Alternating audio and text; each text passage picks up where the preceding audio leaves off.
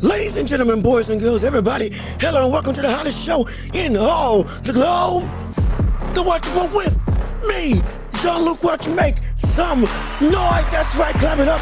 Get excited wherever you are. We are back, yes indeed, and we got so much to cover on this fine Thursday afternoon. And ladies and gentlemen, we just had a bunch of break in the boxing landscape for what is the essentially docket for the rest of the year. Hypothetically, Turki Al-Sheikh has just gone roughshod in signing or just about every single major boxing star and putting them up against each other. Some fights already been reported on. Some fights potentially are going to happen next, let alone in the next couple months, potentially by December. We got a whole bunch of stuff to talk about. It's almost too much to discuss in just one show. But the overarching theme of this entire show is essentially what we're witnessing.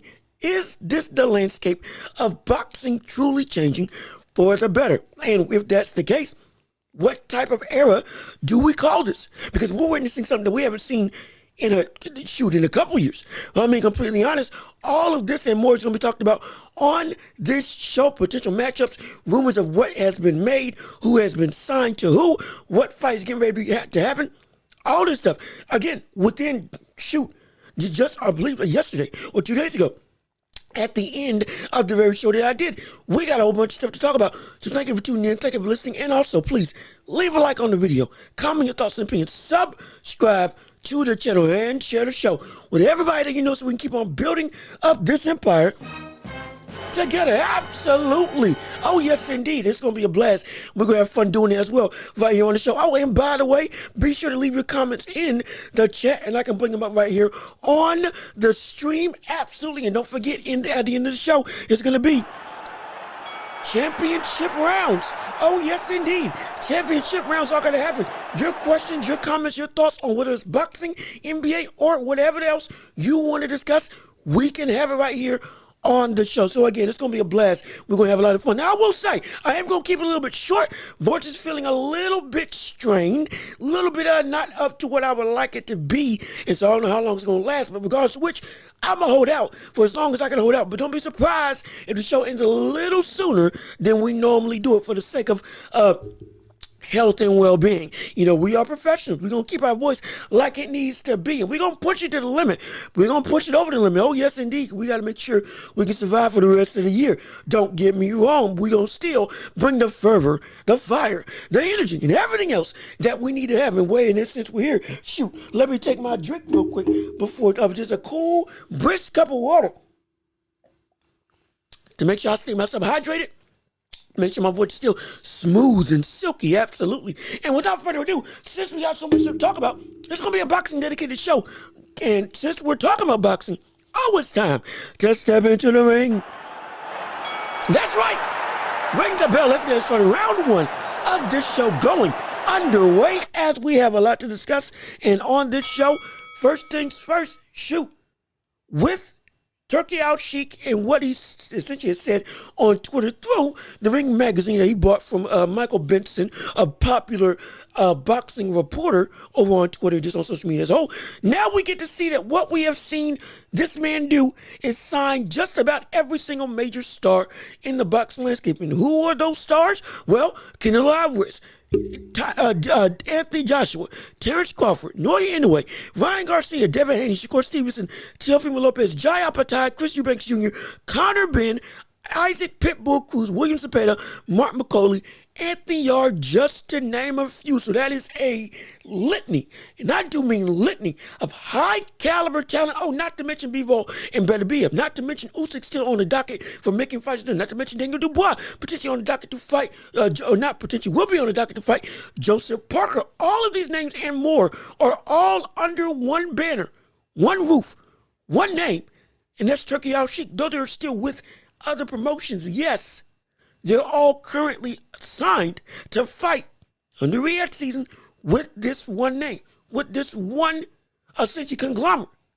And that is Turki Al-Sheikh. And now that all of this is happening, seemingly we're getting matches left, right, and center, like what we just saw Turki trying to do. He wants to have Anthony Joshua and Deontay Wilder fight up against each other. Oh, yes, indeed. Yeah, we are on And we are popping potentially for a mega fight that we thought wasn't going to happen, which was Joshua versus Wilder. Now, we thought it was going to be Joshua versus Fury, but as you know, Tyson Fury said he's retiring. Tyson Fury said that he ain't no longer boxing, or excuse me, bad, terrible English. He's no longer boxing. All of this now seems to be Turkey is still making fights. If one ain't available, another one's going to happen. So now we're potentially getting a fight that we thought was going to happen a while ago.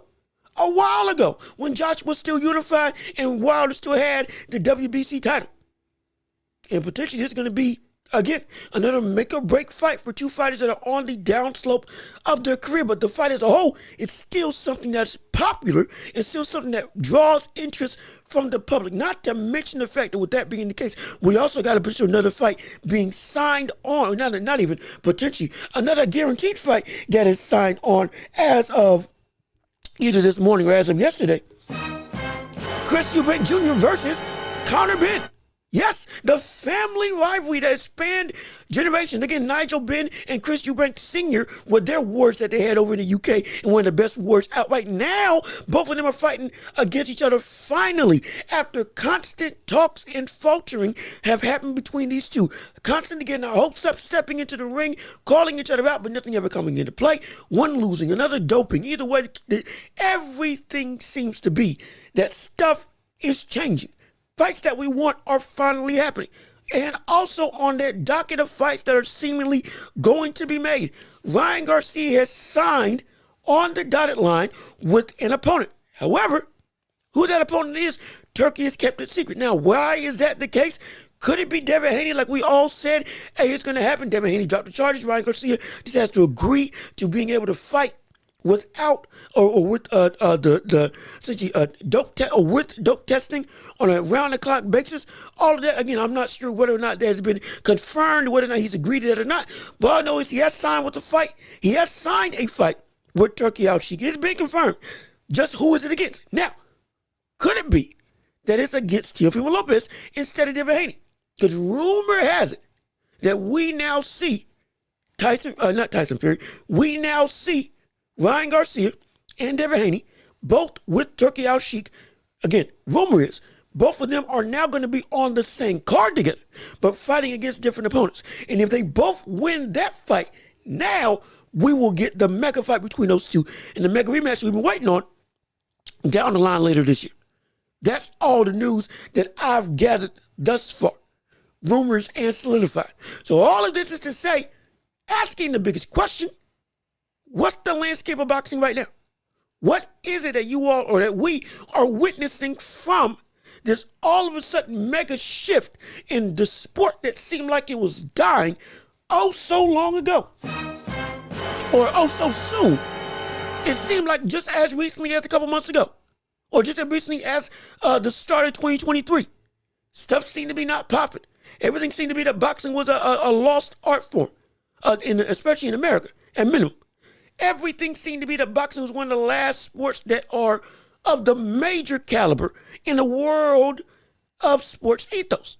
Yes, it's bigger in some cases like in the UK, but here, and ironically enough abroad, if it wasn't for certain fighters like Gervonta, like Canelo, even like somebody like Terrence Crawford or Tyson Fury, nobody would know.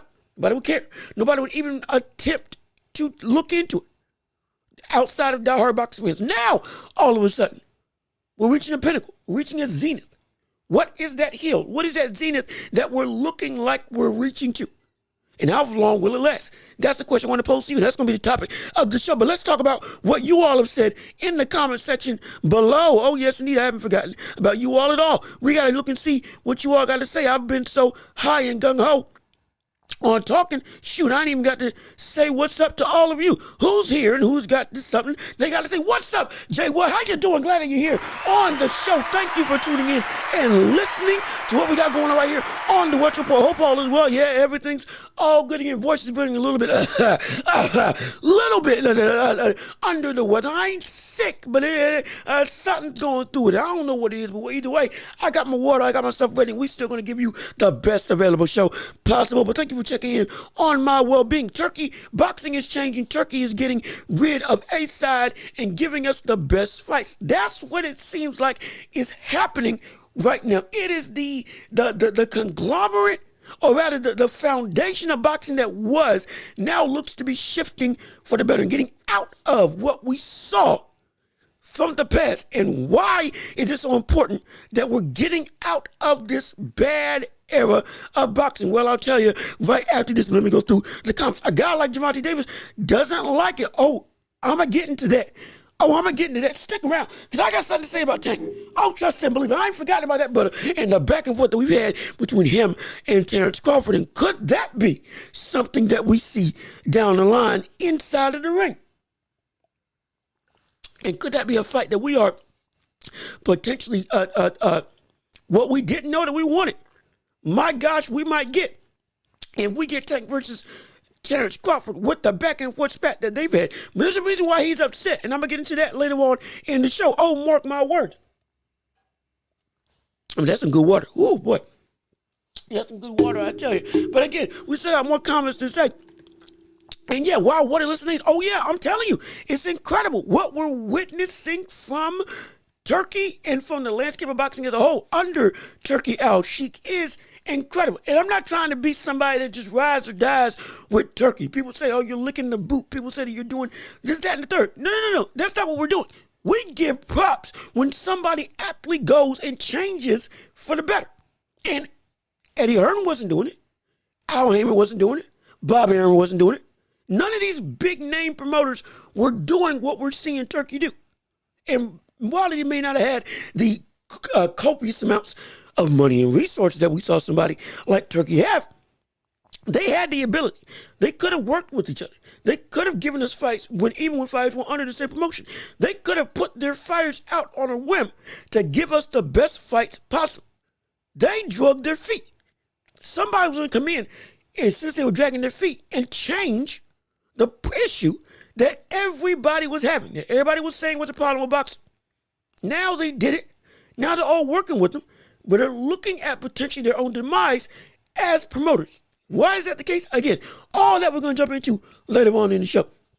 Got on your lunch break early? Oh, yes, indeed. Glad that you're here. Jay Riggs out of you tuned in to the show. And trust and believe, we're going to make it your money's worth. Oh, we're going to run to where you can catch anything and everything on this show. We're going to make sure you get everything before you get out of here, before your lunch break ends. Mark my words. Let's touch on it right now. AJ versus Wilder is well past expiration. Absolutely, but we still want it. And since we're getting it, hey, it's better sooner rather than later, just like AJ and Fury. Better sooner rather than later that we can potentially get that fight. Not as big of a demand as it was back since Bomb Squad been losing. Oh yeah, absolutely. Again, he hurt his stock by losing in the fashion that it was losing, with him not being able to really adapt and overcome. But the point still stands. Still, it is a fight that we would want to see. It's a fight that I'm glad we're finally about to get. But again, Mapai, what's going on with you? How you doing? Glad that you're joining in on the show. Thank you for tuning in to what we got going on right here on the Watch with me. Glad that you're returning in to see what we got going on. Again, Fury retirement, everybody's happy. Some people are sad, but everybody's saying now it's about time.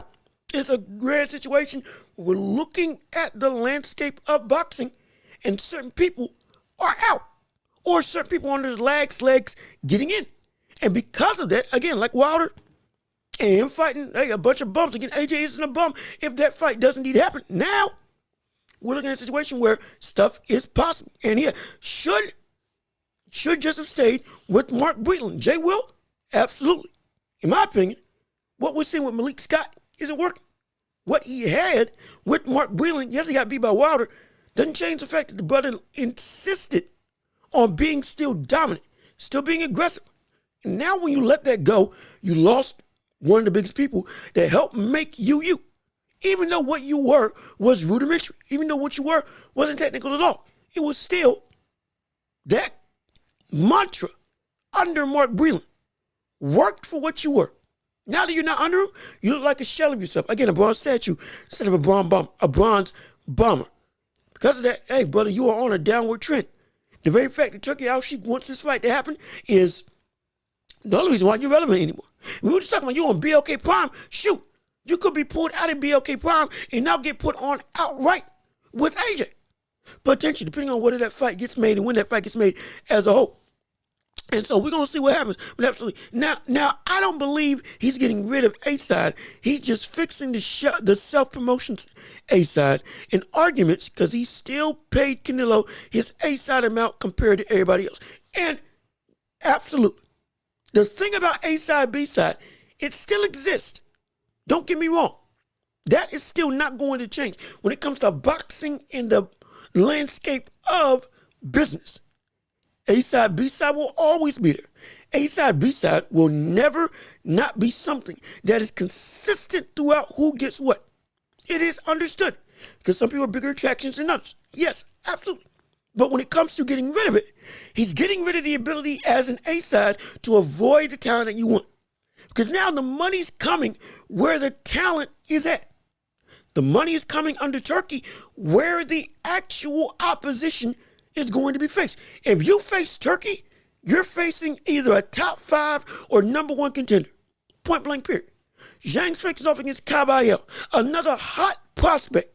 Not even hot prospect. One of the more rising stars in the boxing division. Who is in position to kickstart his way to a title if he beats Zhang. Zhang beats Caballero. Zhang elevates his way even more to getting closer to a title opportunity. But both of them are at a key point in their careers. They both got to face off against each other. Canelo, if he wants the big money, got to fight somebody like a Terrence Crawford or David Benavidez. One of those 2 options. If you don't do it, it's not going to happen. With Shakur is fighting under Turki.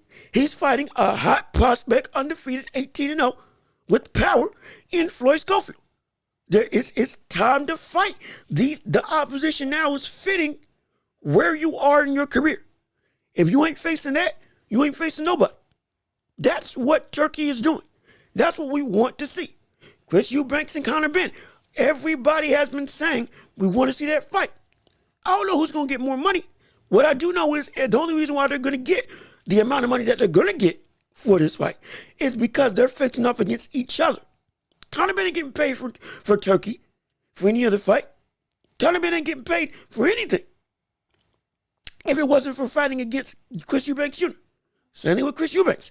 That buddy wouldn't have gotten paid anything if it wasn't for him fighting Conor Benn.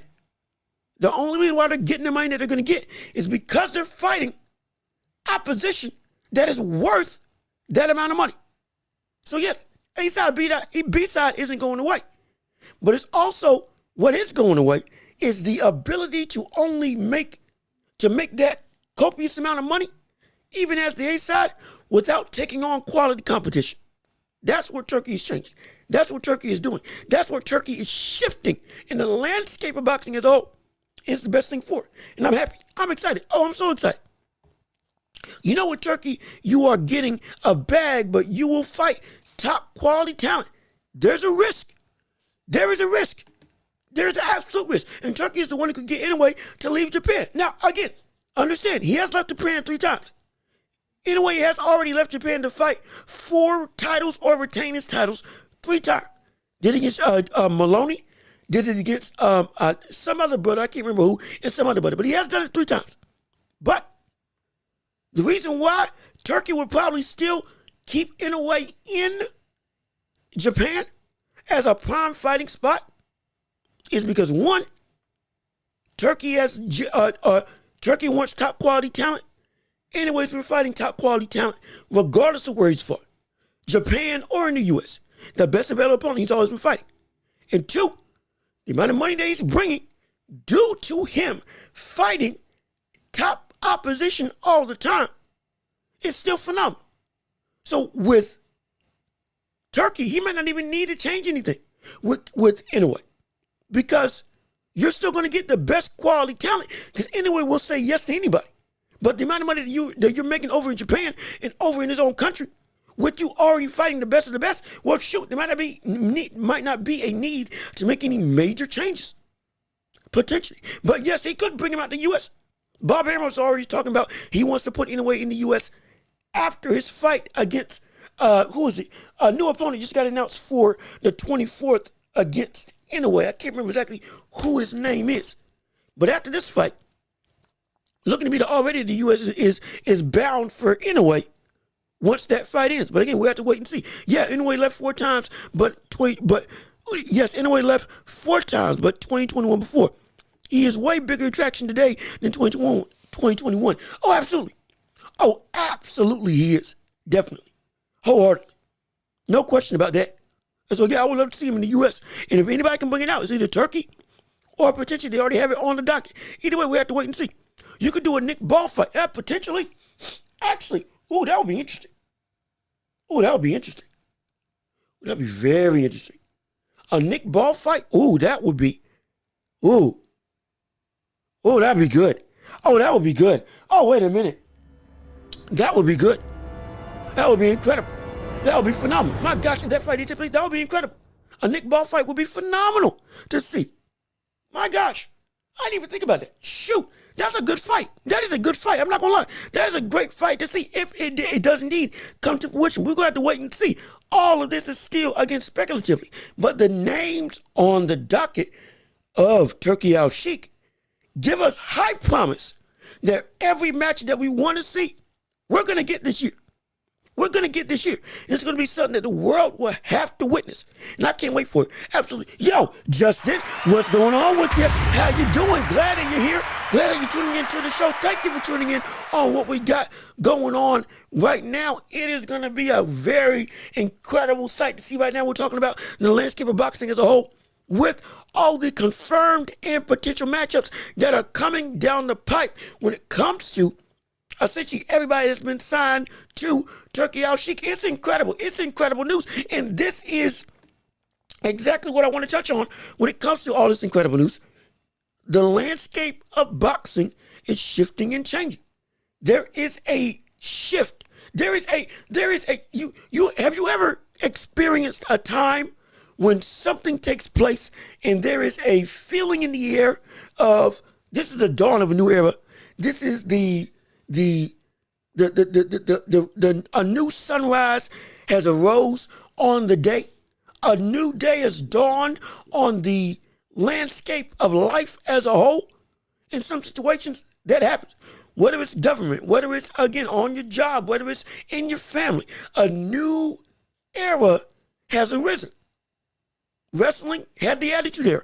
All of a sudden, there was a stark shift in what was the WWF versus what became the WWE and what became the Attitude Era, what became the Ruthless Aggression Era. All of this stuff. Again, I'm big into wrestling, so it's the most apropos situation. You can go to shows in anime or just TV shows, whatever you watch. There is a stark shift when the tone of the show changes. That, oh my gosh, nothing's going to be the same. This is stuff is shifting for better or for worse. But there is a change in the air. That's what we're witnessing right now. That's what we're seeing right now. And this is exactly what we have been waiting on. And it all started in 2023. Genuinely. It all started in 2023. Again, some of my American friends are scared Turkey is basically eliminating boxing in America. And this, again, understand, change brings worry. Change brings concern. Change brings a level of, I don't know what this shift is going to be. Unpredictability. The unknown. The fear of the unknown brings fear outright to those who are unprepared or don't want to change. It has happened, and it will continue to happen. And it happens everywhere. Again, on your job, at work, in your family, within your own self. Stuff changes and stuff shifts, and it draws fear for what this means for wherever situation that you're in. And for boxing, people are scared of taking it out of America. People are scared that the landscape of boxing in the States will no longer be the same. People are scared that the landscape of boxing within what used to be the mecca of the sport no longer will happen. But I don't think those fears are going to be valid.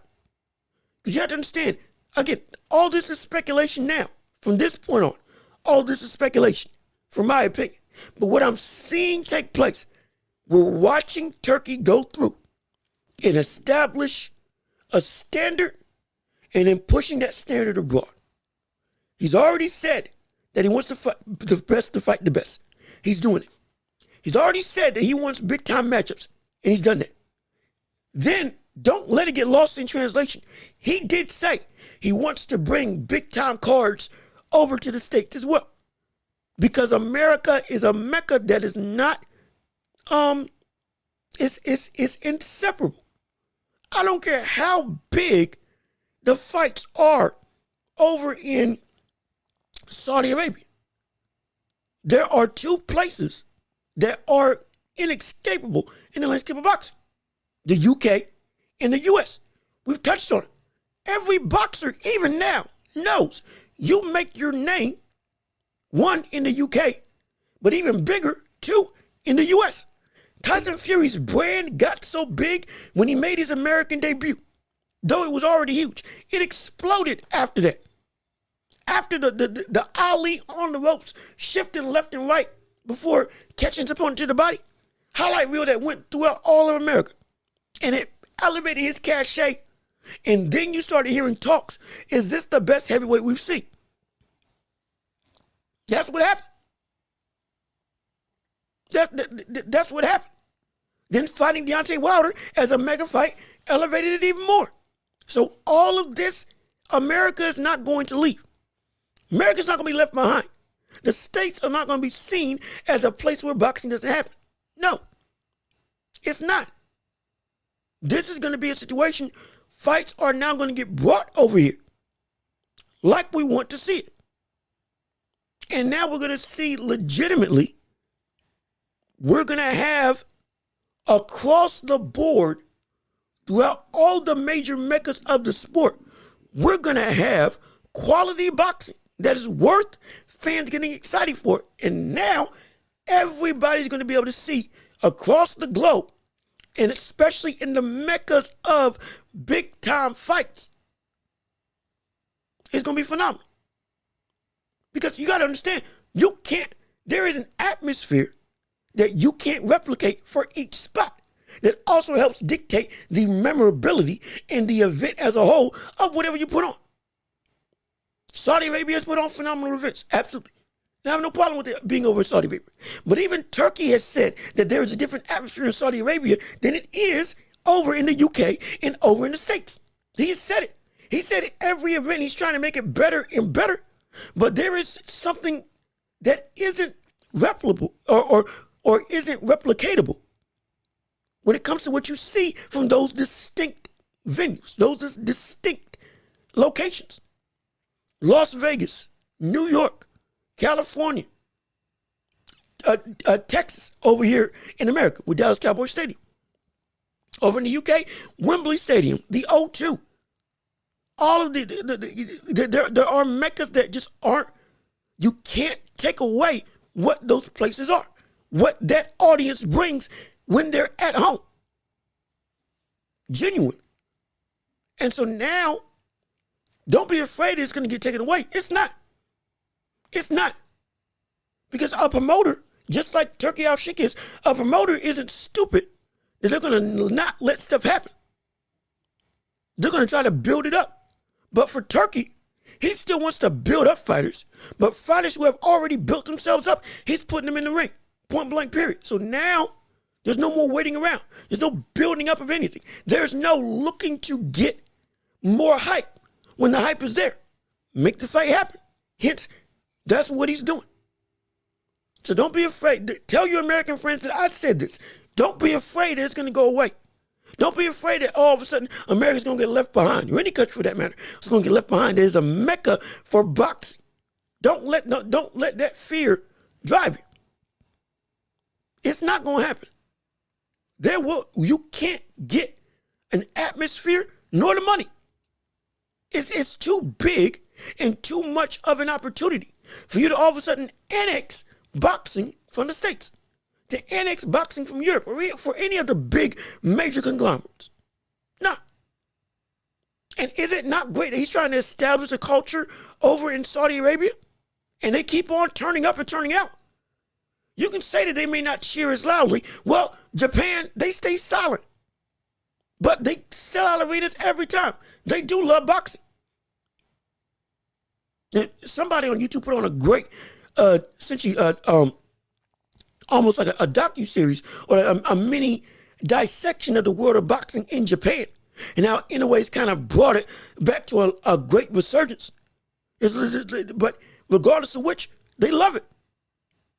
They love it. UK, they love it. They sell out across the globe. Saudi Arabia, they've been selling out places. Yes, celebrity driven and all that stuff, we get it. But on the whole, even when there ain't no celebrities, but fans are still showing up. You can't deny that. And they're cheering on quality product. So you're establishing another mega opportunity in a new location while also still understanding we won't leave the others behind. That's what's going to happen. And we're going to see the best fights across the globe now. Once that gets established over in Saudi Arabia like they've been doing, now easing into the States will be a breeze. It'll be a breeze. An outright breeze. There won't be any issue whatsoever. No problem at all. None at all. Because if you're scared for America, then you should also be scared for the UK. And clearly that ain't something you need to be afraid of, because they just had AJ versus Dubois and they sold out the arena. And it was record-breaking, biggest arena they've ever had for a boxing event ever. Ever. Preposterous. Ridiculous. So no, I would say you don't need to have those concerns. For me. Just for me, specifically. And I think, hey, people can calm down on it. It's not as big of a worry as people may be making it out to be. But let's see what y'all have to say. Just a joke. Eddie Hearn hangs up his phone and says to his wife, Turkey called me. We're flying to Saudi Arabia. Hey, look, they're going where the money is. Understandable. And you have to understand also, they could have eliminated this. Turkey could have been a situation where they didn't need this. There could have been a situation where Eddie Hearn, Bob, and all these people, top-ranked PBC, they could have gotten into a situation where they didn't need Turkey to come in and all of a sudden shift all this stuff. They could have gotten these quality fights on their own, made their money as is, if they genuinely worked together and kept on as a conglomerate making fights that fans wanted to see, even within their own promotion, even if it wasn't cross-promotion. But they didn't. They kept on robbing the fans.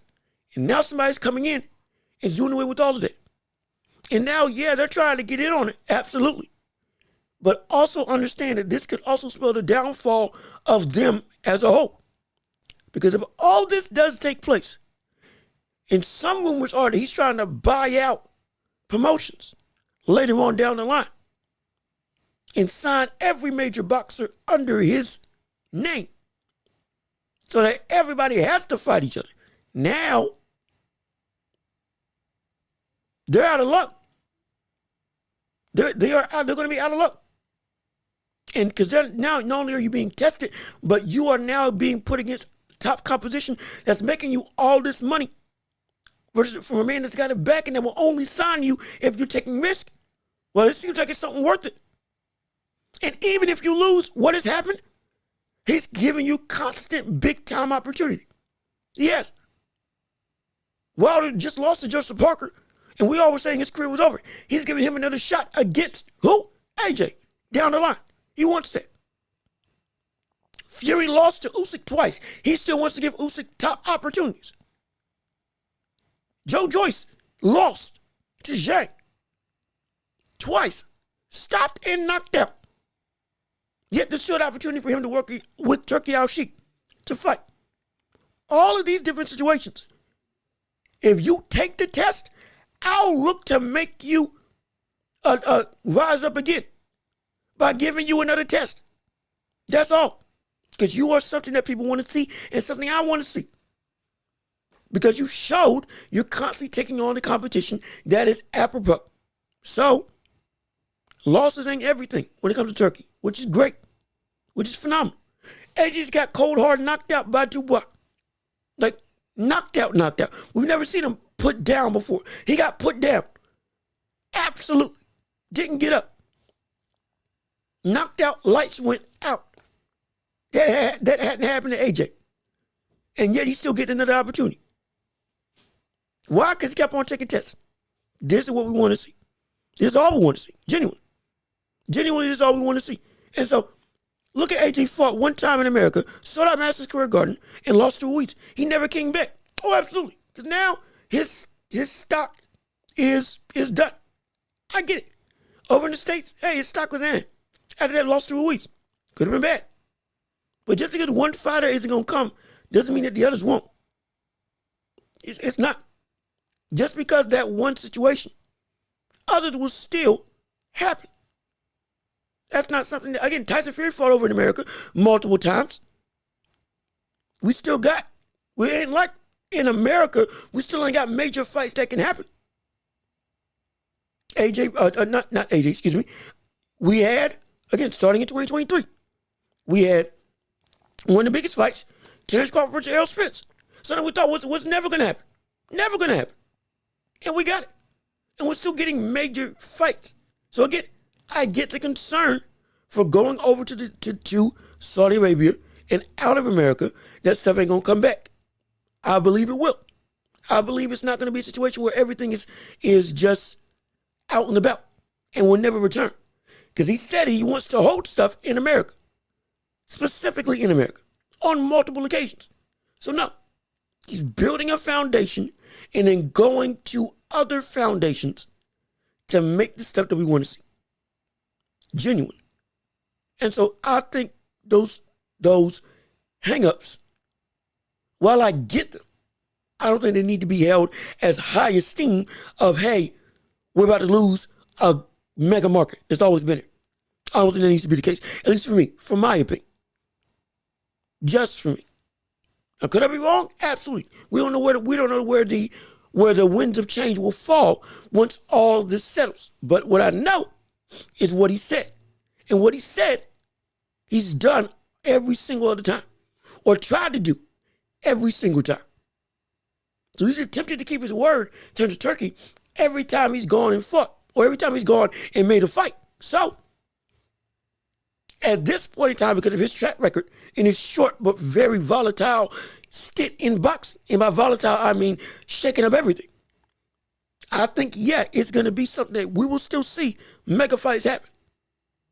And they'll come back to the States, and once they do, they're going to be there to stay. We'll get them on a consistent basis, and we won't have to worry. We won't have to worry at all, at least for me. But again, it's just my opinion. And so, let's see what you all have to say. Turkey eliminating boxing. That's why Turkey backtracked on his words against Canelo. Instead of going against Canelo, he makes a deal with him instead. Understand. The reason why Canelo and Turkey didn't want to work together was because Canelo thought he was bigger than boxing. And by bigger than boxing, I mean Canelo wants, again, he said it, fight David Benavidez, 200 million plus, all this stuff to make it happen. And Turkey was like, nah, we'll give you the money that you deserve, but don't try to go outprice yourself. Don't do that. Now, when Canelo and Crawford and Turk went back to the table and said, hey, the reason why Turk didn't want to work with Canelo is because he was outpricing himself and playing the same game that other fighters had tried to play, like Tyson Fury, doing exorbitant stuff that was stupid. Now, gets to the table, talks, looks like stuff is working out for the better, because now Canelo is no longer doing that same type of sentiment. Genuine. Now he's playing the game that with Turkey, hey, now you're fighting or working within the means that you are in. Now let's get stuff going. Why do you think he's not working with Gervonta Davis? Because Tank, one, isn't fighting top competition, and two, is outpricing himself to an exorbitant degree. To where, no, that is not what's worth. Once you come back down to where you are indeed worth, because it's too much money that you know you can't refuse already with what I'm going to pay you. Come to the table, because it's not like he's been giving offers that are unfair. He hasn't. Every offer that Turkey has given a fighter, it's been fair. It's been logical. It's been that, yeah, it is legitimate. So, there's no need to try to exorbitantly put yourself out. The only reason why you do that is because you aren't getting what you want.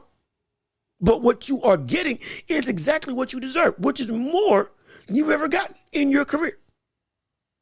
Once fighters see that that's the game that's been playing, now they smarten up.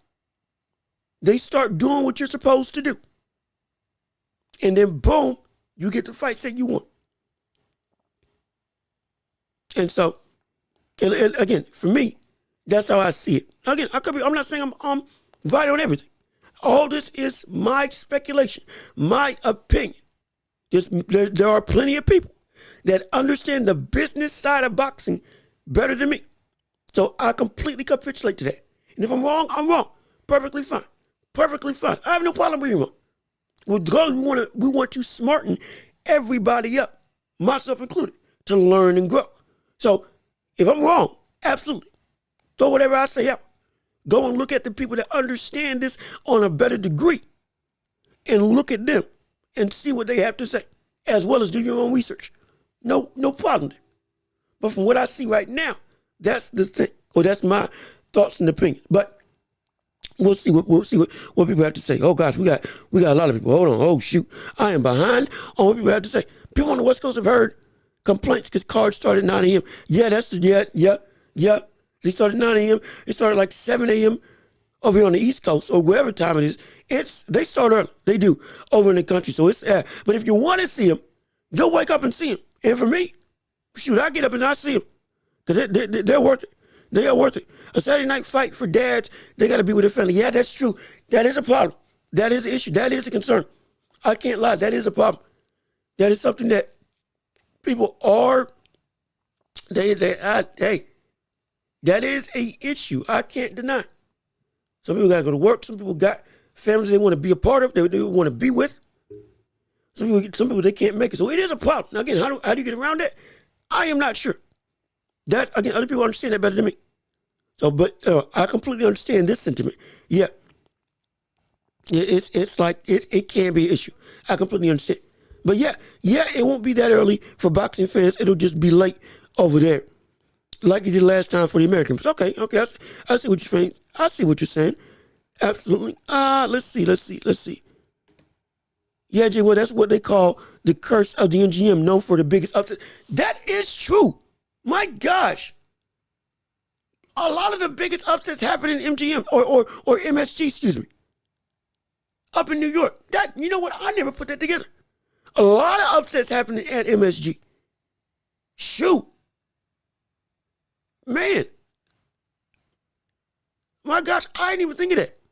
If only the Knicks could actually win up there, and it wasn't just a place for upsets for boxing, but a place for winning in for the Knicks. Shoot. All would be right in the world, wouldn't it be? If you're a basketball fan, hey. Again, just a shot at the Knicks. If you're from New York or a Knicks fan, again, y'all are playing phenomenal. Y'all are playing incredible. Now you got the big bodega and Cat playing absolutely spectacularly, solidifying himself as probably one of the best centers you've had in NBA history for your organization. On par with the likes of Patrick Ewing from a production standpoint. Shoot. My gosh. Y'all could actually make some big noise. But let's see if another upset will occur and y'all actually get to the finals. Or, like you normally do, you crash and burn. But we're going to see. But we're going to see what happens. Again, no shade, just jokes. No shade, just jokes. Yo, Kingdom Boxing, how you doing? Glad that you're here. Glad that you're tuning into the show. Right here on the Welch Report. Thank you for tuning in. Thank you for listening. Absolutely. We still got so much stuff to cover on this show. So let's see. Oh, this is referring to the promotional talk I was talking about. No, Canelo was fighting same night. Turki promoted UFC and said Canelo wasn't going to sell when that night Canelo proved he was the face of boxing. And Turki lost money in this motion. Okay, no. Yep. Okay. No, I forgot about that.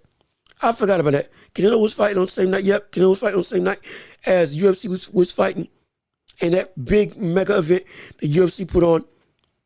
And what was it? Was it them in the Sphere? Was it in the Sphere out in Las Vegas that the UFC fought on? Same card as Canelo fought.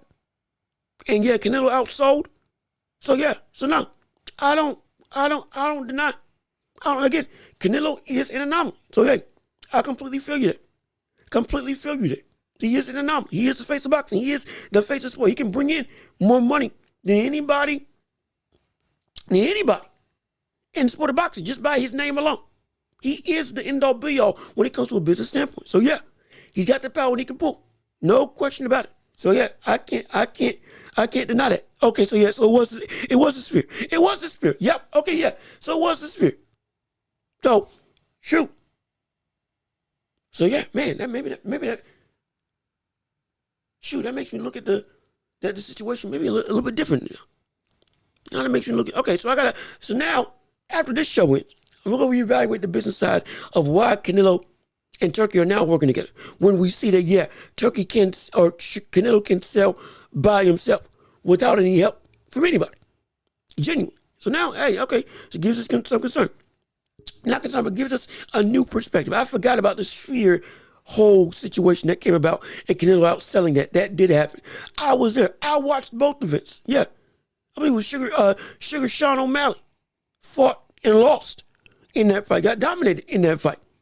As was he the main event or the co-main event? 1 and 2. I think it was the main event. And he got dominated. And then tuning in to watch Canelo, it was great. That fight was all leagues better than what we saw. And just the spectacle was even more grand. So yeah, Canelo does what Canelo does. You can't, hey, shoot. You can't go against that. You can't, that's power. That's what you call power. That's what you call legitimate power. And he's probably the only person that's got that level of power in the whole of the sport, which is incredible, which is phenomenal. But let's see. And Terrence Crawford was named Kendrick Lamar. Oh, I remember that. Yeah, that was bad. I remember that. They put him on the screen and it was Kendrick Lamar. And I was like, well, you know what? That's just, we all don't look alike. All of us don't look alike. Yes, he may have had the tiny dreads coming off the Match'em Off fight that he had. But my gosh, do better. Don't go to UFC, brother. You can't do that. You can't be that. I guarantee you this. After that, we may not see Crawford ever come to a UFC event. After y'all do him like that. Oh, that's horrible. That's just terrible. That is, oh boy. Oh, that was something. My gosh, that was horrible. That was terrible. My goodness. That's a stereotype that we do not want at all. But y'all did it on the biggest event in the Sphere that you already put on. That's just, that was something to behold. My gosh. Going back to work, enjoying the preacher with his knives. Hey, look, I'm just giving you everything I can. That's all I know. I don't know everything, but I do know we're going to give you the best we can from a knowledge standpoint. And I appreciate you tuning in. Appreciate you coming through. And everybody, thanks for tuning in to what we got going on right here on the Welch Report. Thank you so much for everything that y'all have got and everything, all the energy that y'all are giving. And please leave a like on the stream, leave a like on the channel, comment everything that you want to talk about, and hey, subscribe and let everybody know or share the show with everybody you can to make this the biggest show in all the globe. Absolutely. And again, we still got more to cover because now it's the championship rounds. Oh, yes, indeed. I've done everything I need to do, and now it's time for you all to come rise and shine and put your thoughts, opinions, debates, and more on whatever you want to discuss right here on the show. So let's get it started. It's the championship rounds. It's time to work. It's time to start. It's time to get it popping. Let's get this show on the road right now with the championship rounds. Whatever you want to discuss, leave your debates, questions, comments in the chat, and we can go through it. It is your time to take control of everything we got in the show as a whole. Absolutely. Let's see. Because that was a slap in the face. Bud said Bud Reality Check was not a household name. Hey, man, look, shoot. I think at that point in time, Bud in the combat sports world was one at that. Again, this was directly off of still the residue of Spitz and Crawford. And I believe with the fight with Match'em Off either coming up or already happening, Brother was one of the biggest names in the sport. So that, I got to disagree. That was just bad. That was just horrible. Because everybody, UFC fans, were even like, wait, what do you mean this is Kendrick Lamar? How the world? Why? Sir, or ma'am, whoever the world was in charge of graphics. How do you confuse that? Genuine. And there were lesser known stars that still got their names correct. So I would disagree respectfully and say, no, that was just a slap in the face, period. Crawford is and was and still is a big time name. Brother genuinely just got disrespected by that whole situation. For me, from where I'm looking at. Because he was still, again, even the commentators said that was Terrence Crawford. The commentators said it. So everybody in that ethos, in the combat sports ethos, they knew who the brother was. They were all clowning the UFC. How do you get that wrong? UFC fans were clowning the UFC for how do you get that wrong? So yeah, it's horrible. That was just outright bad. But again, we still got to go and do what we got to do. And talk what we got to call. Let's go to your questions and comments. What do y'all got to say? So here we go. Tank and Bud, thoughts on the drama? Well, the drama between Tank and Terrence Crawford is indeed buzzing the world. Because now Tank was essentially, they're going band for band, talking about somebody's got more money than the other. I make more money than you doing the least amount of work. Now, again, per Dan Raphael, who's got immediate knowledge to the books of boxing and the revenue of boxing for whatever fight gets made, he said that statistic or revenue-wise, outside of Gervonta Davis and Ryan Garcia fight, Crawford has made more money over his past couple fights than Tank. And it isn't close. And that's taking everything, gate, pay-per-view buys, everything that you can account for, day of buy-in tickets and all that stuff. Bud has made more than Tank. And it is not something that is close. That's him. That's not me. That's Dan Raphael saying that. That's not me. That's Dan. This is direct knowledge from somebody who is inside and has the books on hand, has the ability to see everything. So yeah, it's not close per what he has said. And he's been reputable in all of this. So when it comes to that, Tank has been talking and talking and talking because Bud said that somebody feels left out with everything going on with Turkey. And Tank does feel left out. Tank does feel that he is left to the wind. Tank feels like the brother genuinely is not getting the respect that he feels he deserves, getting any looks his way. None of that. But he put all this on himself. Like genuine. He put all that on himself. He put all of that on us. Good gosh, we got a lot of questions coming up here. Oh shoot, my gosh. Okay, hold on. Okay, so real quick, let me shoot. Okay, Jay Will, I'm gonna answer your question and I'm gonna quickly go through because we got a bunch of people trying to ask some stuff. We got some good questions in the chat. This is great. This is phenomenal. This is what we want to see. But here we go. So why Tank is frustrated and why all this drama is ensuing is because he is not getting the respect that he deserves and not getting the look that he feels his name should get.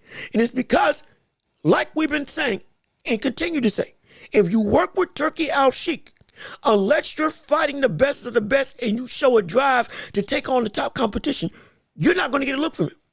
If you're not willing to take on the tops of what you have in front of you, there's no business in you working with him because all Turki wants is the top fights. On top of the fact that, again, Tank priced himself out, saying he wants 2 Bugattis, 150 to 300 million, somewhere around that range as well. He stated this himself. And so when it comes to Tank, he feels left out because he's being left behind by what is moving forward. And it's not moving in the way that Tank's been moving throughout his entire career. It's not. If Tank was genuinely going through and looking to fight top competition instead of fighting Lamont Roach, we wouldn't be having these struggles, would we? We wouldn't. We wouldn't be having these talks of why isn't Tank involved? Why isn't Tank getting any talks? It's almost fully accepted. Yeah, Tank ain't getting talks because the brother doesn't want to fight anybody. The money that you get from Turkey is going to be met with an opposition that is worthy of your talent. And how has Tank been moving for the past 3 years? Outside of Ryan Garcia, he hasn't fought anybody that's worth the talent that he is as a fighter. None of them. We've been saying that's why we just thought you were in the midst of a top 10. when you beat Frank Martin. We were excited. Okay, this is the stepping stone to getting the big fights that we want to see. And then boom, it never happened. Yeah, that's a problem. And Tank brought this on himself. And now Tank's mad. Tank's upset. And I completely understand.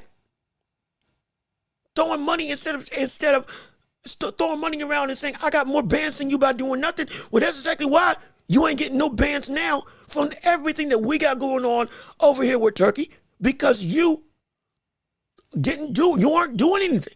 You're making money without any test. Now, if you want this type of money, you got to take the test. And you don't want to take the test, so there ain't no money to be made for you. That's the truth. And we see that. That's why Tank's upset, because he feels disrespected. But this disrespect he brought on himself. Because if he was actually going through and doing what needed to be done as a fighter, there's no way that Turkey wouldn't be wanting to talk to him, wanting to work with him. Turkey still does want to work with him. But the brother doesn't want to work within the confines of what's required from a fight standpoint to actually get in business with the brother. He's not. There has been no major fight. There's been an easy fight for anybody who has gone on the card with Turki Al-Sheikh. There isn't. There's not one. There isn't one. Even the spectacle fights weren't easy fights. Tyson Fury versus Ngannou, a spectacle that turned into an actual fight. It was an actual competitive affair. The only fight that was just a blowout was Ngannou versus Joshua. And even that fight, that wasn't seen at that point in time as such a spectacle, because the track record of what Ngannou had done against Tyson Fury, okay, boom. Against AJ, but he might give you some real trouble. So even if it wasn't even as much of a spectacle as much as, hey, this could be a legitimate fight. That's what we were walking into when I broke down the fight. I broke down the whole thing. Gave valid reasons as to why this is not just a spectacle affair. This is steeped in some real legitimate opportunity and consequences. Every fight that Turkey has put on has been legitimate tests. And Tank doesn't want to take those tests. Hence why he's left out. Plain and simple. Conor Benn after Eubank after 2 years. Conor Benn and Eubank after 2 years of waiting. What do you think? Well, it's about doggone time. It's about doggone time that we saw this brother get in the ring with him. They have been jawing at each other and talking about each other for who knows how long. Why the world is it that we are now just seeing this fight take place? It shouldn't be that we waited this long. But now it's finally happening. Is it going to lose some luster? Absolutely, especially with how Conor Benn popped for drugs. Chris Eubank Jr. has been up and down in his career. In terms of wins and losses, performances as a whole, looks like he's on the right track now with the latest win, I believe, ended in a stoppage or just a unanimous decision. But regardless of which, nothing better mess up this fight, because the build for this fight will be incredible. Oh, it will. Because this is generational hate. This is generational disdain. This is generational ire. And with Eubanks Sr., Eubanks Jr., teamed up with each other to hype up this fight. And Conor Benn, and I can't remember, is Nigel Benn, is he alive? I can't remember if he had sadly passed away or if he is alive. Let me see. Is he alive or did he sadly pass away? Hopefully, I hope he's still alive. Okay, boom. Okay, great. So they're both still alive. Thankfully. So you want to talk about generational hate from two people that are still around, and their sons are now fighting each other, and their sons don't like each other, and they still don't like each other? Brother, my gosh, this is a fight that you can't miss. And from a standpoint of spectacle and excitement, entertainment, roots that are built into this fight, oh, I'm excited for it. I'm absolutely excited. 2 years too late, but doggone it, it's happening. That's all I care about. It is happening. And I want to see that, because that's not a grudge match. That is hate-filled affair. That's what that is. And it's generational. It's a generational grudge match. And I'm excited to see it. Oh, mark my words. I'm excited to see it. And let's see. Hold on. I think Bud would murder Tank. Sorry. Oh, I wholeheartedly agree. Tank at 147 versus Crawford at 147 would be, shoot, my gosh. Not saying that Tank couldn't compete. Yes, he could. But do I think he wins? No. And Crawford, I think Crawford beats him. I think Crawford beats him. Again, like we were talking about in the last fight, that's like saying with Canelo and Crawford at 154, that's just like with, at 168, would be like Tank from 135 and 147 to fight Terrence Crawford, let alone at 154 to fight Terrence Crawford. That would be preposterous, especially because he already said he doesn't like fighting at 147. He doesn't like fighting at 140, period. Why fight bigger guys when they're going to be able to have this advantage against me? Yeah, you fought against Mario Barrios, but after that, you never tried to get it. So if you're already uncomfortable versus somebody that can reach a 6th gear and make you even more uncomfortable and will be willing to go to war and has the power to hurt you, crack you, and put you down, he's got the power to make you respect him, which is something that every other fighter hasn't had except for Ryan Garcia, who he said himself he was scared of that power that Ryan had. And the speed, as well as with Rolly Romero, said he was worried of the power of Rolly Romero. Yeah. Oh, it's gonna be bad. If they ever fought, I think it would be bad. I think it would be bad, and I think that Tank wouldn't be able to win, in my humble estimation. Because Tank is one of the best in the world, but he ain't Crawford. He ain't. Especially with where his mentality is right now as a fighter. Oh no, he couldn't beat Crawford. He couldn't beat Crawford. But the way his mentality is right now, he couldn't beat him. Not to me anyway. But if anyway doesn't fight MJ, will you call him a duck? Ooh, that's a good question. Now, who is MJ? Real quick, J. Will, just to clarify, who is MJ? Because if that's a nickname I'm not familiar with at this point. Excuse me if I'm blanking on a name that should be well known. But tell me who is MJ specifically, who in a way, if he doesn't fight, it'll be called a duck, and I can get back with you on that. So, but I don't exactly know who MJ is unless I'm just missing something outright, or I'm just completely blanking. So excuse me. I try to keep up with everything that Inouye's trying to do. So please enlighten me if I'm missing out on something. Who is MJ so I can give you a proper answer? But let's see what people have to say. Tank. Yeah, who is MJ? Shoot, I can't think of who MJ is. Who would be MJ at super bantamweight? I can't think. I can't think of it. No, rename that question. Who is the MJ that you're referring to, so I can give you a proper response. So I'm not blanking. If I am blanking on it again, if it's a name that I just should know and don't know, I apologize. That's on me, and that's me not doing my due diligence. But I've done it. I'm thinking of everybody, and I can't think of who MJ is. For the life of me, I can't think of who MJ is. But come back and tell me so I can give you a proper answer when you clarify who exactly he is. But let's see. Tank versus Bud won't happen in the ring because Tank too small. He said himself 142 big for him, so jumping out to 154 can't happen in the ring. But out of the ring, Bud is a dog not to mess with. Oh yeah, no, Bud out the ring. Oh, Tank would die if he faced off against Terrence Crawford. If inside of the ring, he would probably still lose. So no, Tank don't want that smoke outside of the ring. Absolutely not. Tank don't want that smoke outside the ring. Tank doesn't want that smoke at all. When it comes to the world of street fighting, absolutely not. He'll kill you. He'll take you out. He will destroy you. Yeah, that's what Crawford will do. He will take you out with no remorse.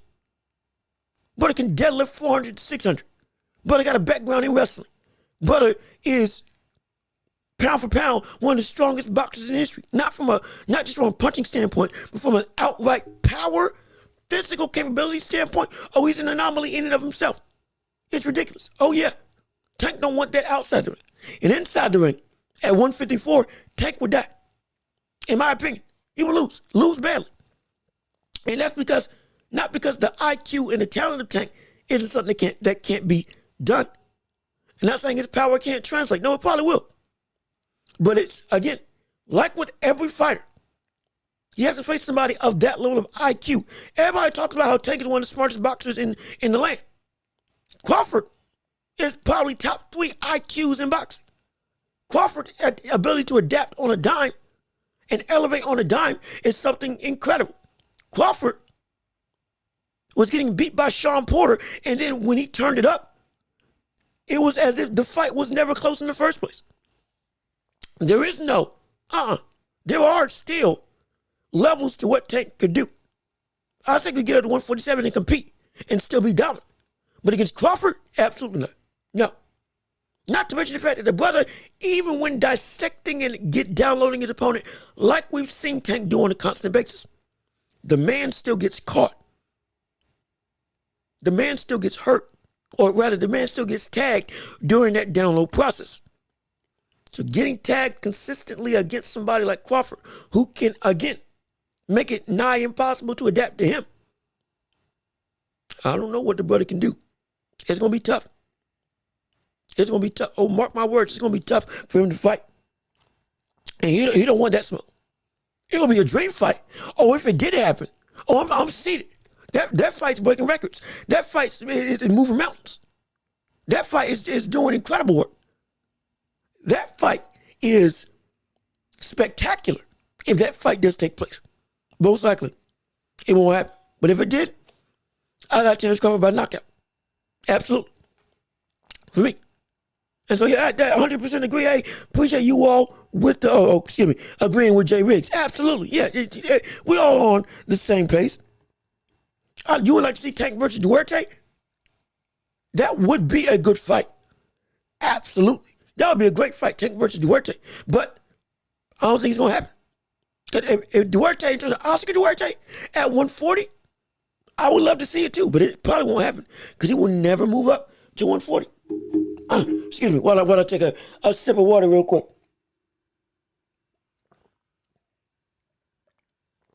He will never move up to 140. He will never move up to 140 to fight Duarte. Again, if that's the Duarte that we're talking about. And if he did, could he beat him? Hey, I think so. But issue is, will he take the risk? Probably never. And that's the one thing that I hate. He just won't take the risk. Yeah, but if Tank could land a clean shot, he could end the night for Crawford. Just saying. And I'm saying no. Because one clean shot on Crawford, that's not going to end Crawford. We've seen Crawford eat mega shots before. We've seen Crawford eat Errol Spence's best shot. And we were all calling Errol Spence one of the heaviest hitters in the division, period. Left hook, left power hook, clean across the jaw. Crawford ate it and kept on moving. And we've seen what that same shot has done to other opponents. We've seen Crawford's got one of the better chins in boxing, period. So this ain't going to be just a situation where Tank is, see, with Tank and Crawford, everything that would be a threshold that Tank would struggle against in terms of you got to be this type of fighter to be able to beat me, Crawford reaches all of those metrics and more. All of them and more. I don't think people understand that. And we hype up Tank because of his talent. Absolutely. But at the same time, the talent that he has faced, we've seen genuinely not be up to par to be able to say, okay, are you really like that? It hasn't. And now you're saying he's going to do all of this against Terrence Crawford, who has proven and tested himself against bigger, top competition, just as fast competition, and scarier competition throughout his entire career, who has shown a litany of, or has passed the litmus test for multiple situations within his boxing tenure. His chin, his toughness, his heart, his IQ, his adaptability, his footwork, his speed, his grit. He passed all of that. And now putting up against Tank, all of a sudden all that gets thrown out the window? No. Tank is not going, for me, against Crawford. That's a matchup that Tank does not want. That Tank will never take. If he won't even fight somebody like a Teofimo Lopez at 140, What makes you think that somebody like Terrence Crawford is going to be a name that he's really going to be about? Now, if he comes back and calls him out at the end of his fight with Lamont Welch that he most likely will win, okay, boom, we got a fight, potentially, and we'll see what happens. But as of right now, he won't even look his direction. Let alone, if he did fight him, would he be able to do whatever he could do? Because you're acting like Tank normally always finds a way by rounds with 7 or 9. His goal isn't to win by points, it's to win by knockout. But against somebody like Terrence Crawford, do you really think that if it got to round 9 and he was losing against Terrence Crawford, that he'll be able to pull out the upset? Really? I don't think so. I truly don't think so. Because Crawford understands that as well. And he'll either A, play phenomenal defense to be able to make sure that you aren't able to do anything, or B, end you before you get there. And when you do try to turn it up, he then goes and turns it up to that 6th gear that we always talk about. And now you have to figure this version of Crawford out after you figured out the other version of Crawford in the first half of the fight. And now what can you do? Because it's going to take you 7 rounds to download what this next version of Crawford is that turns it into a 6th gear, rather than just the first 7 rounds that you went up against Terrence Crawford that hadn't turned up that 6th gear yet. So now, what you going to do? And what I think you're going to do? Nothing. Nothing will get beaten, knocked out. For me. Or just beat sound by Terrence Crawford. And do you see Spence getting underneath Fundora jab and breaking him down? I do. In fact, I see Spence, again, if it's a Spence of old, if it's a Spence that we know can work, I see Spence attacking the body early, or doing the same thing that Tim Tszyu did, using that straight right, or in this case, straight left hand, and having the ability to go and catch Fundora through his guard or through his block, especially when Fundora isn't great on the defensive end. And as long as he doesn't get cut, especially on top of the head, he'll be able to go through the jabs of Fundora and work downstairs, leading to upstairs shots always being available. Go to the body with those big swinging hooks, and then boom, once he gets Fundora occupied, big hook to the head. And then boom, that done. Starts wobbling. Again, Tim Tszyu already wobbled Fundora, even when he was bloodied up and hurt. So now Spence can do that exact same thing. And once that starts, now keeping the inside pressure, keeping the aggression, making it so that Fundora can't use his jab, and obliging Fundora where he likes to work, which is on the inside. Now, as long as you avoid that uppercut, you're good to go. You can break through, break down, and break up Fundora and take that belt from him. Absolutely. You may not even have to work under the jab. You could just negate the jab outright by blocking, closing the distance, because Fundora ain't got great footwork, and then boom, ripping to the body. Next thing you know, bing, bang, boom, Fundora's hurt, Fundora's down, Fundora's out, and Fundora gets stopped. That's what I think is going to happen. That's what I think can happen. So I think definitely Spence can win. And he might not even have to go under the jab. He could just go through the jab. Genuine. Go through the jab and work his way on the inside simply by blocking. Like with Tim Tszyu. Because he did it early in the fight. And it was going to work before he got cut on top of the head. As long as Spence doesn't fall to that same fate, I think he can beat Fundora. I definitely do. Listen to me.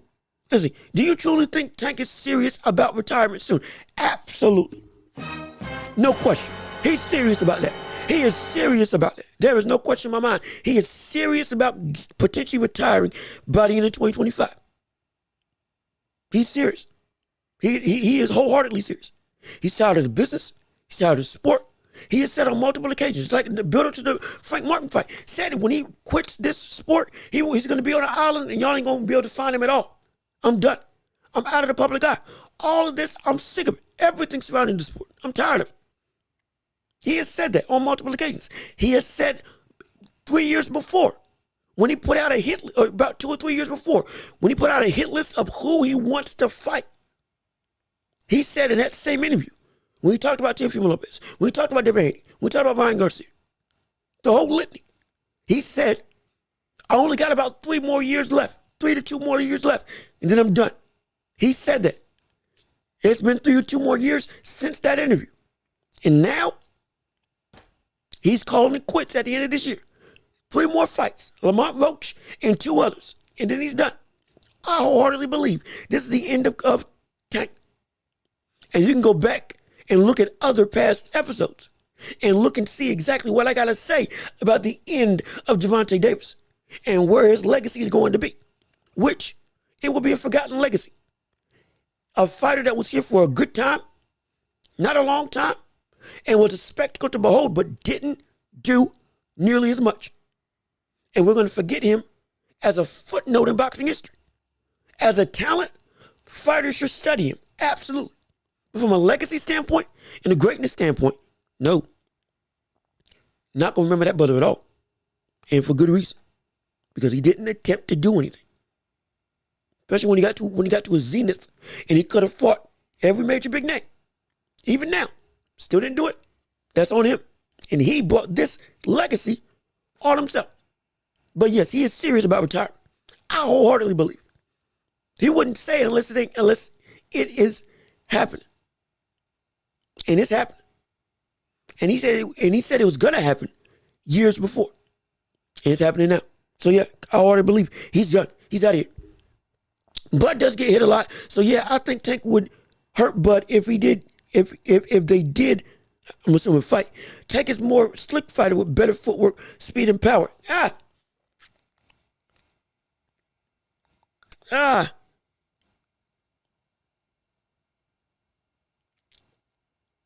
me think, how do I put this?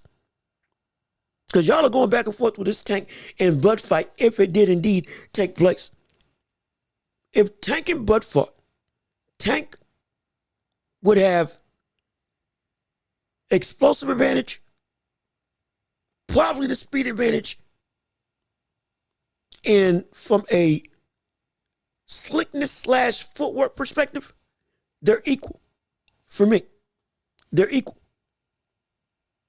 But when it comes to the IQ of adaptation in the fight, beyond just the knockout, Terrence Crawford's got him. Because we've seen Terrence Crawford against high caliber competition face and beat people that are bigger than him, stronger than him, faster than him, either in one category or in all 3. And still he was able to go and show, no, what you think you are against me is not actually the truth. And against Tank, I think we fail to see the pinpoint accuracy that we know Crawford has in his punches. It's not just about the power. It's not just about, oh, we've seen him get hit. We have. Absolutely we have. But you also have to understand, the fighters that he's getting hit by, they are elite in their own caliber. And so we've seen that before. We've seen that with other fighters before.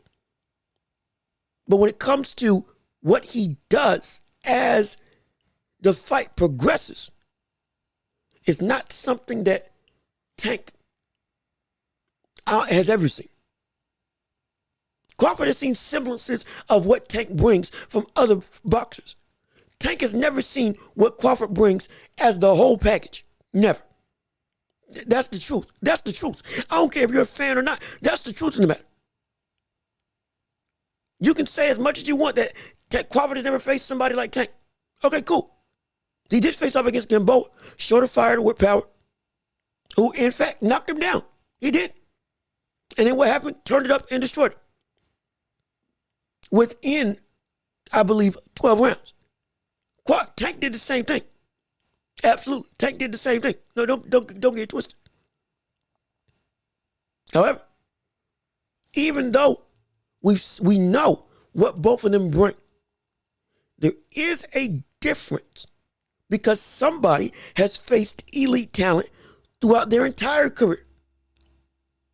And so their improvement was put up against a litmus test that was apropos to say, okay, yeah, you are indeed that dog against anybody and everybody. Again, pound for pound.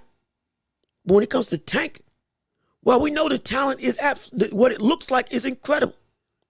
We don't disregard the talent, but that talent being tested against high caliber opposition at this stage, now is a problem because we haven't seen it.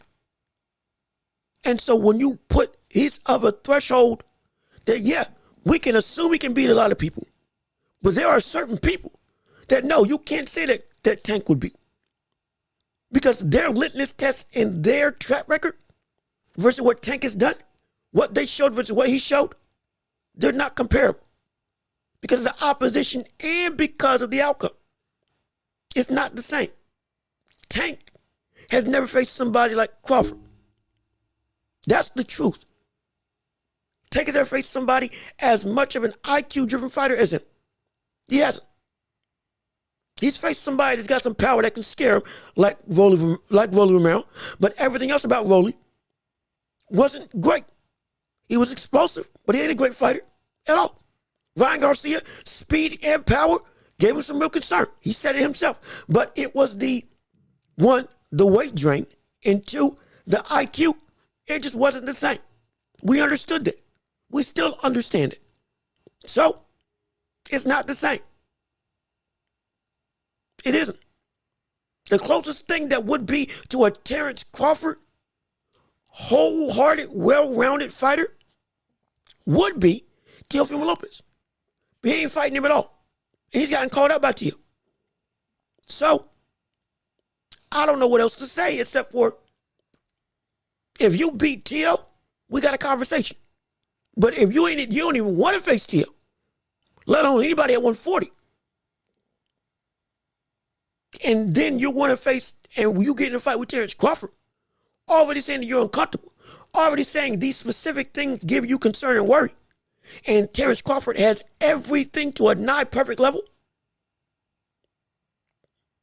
And he's got a chin that is one of the best in boxing. There ain't just going to be one shot that takes him out. No, I can't see it. I can't see it. I can't see that happen. I can't see it. And I would have to say that, yeah, Tank would get beat. If he fought Crawford, Tank would get beat. Tank would get beat. And it's going to be a situation where he gets beat and we look and say, why was this even an option to fight? Potentially, that's what we're going to be saying. And so, yeah, why was this even a question as to who should be favored? Tank is not going to be able to beat Terrence Crawford if they fought against each other, either at 147 or, dare I say, at 154.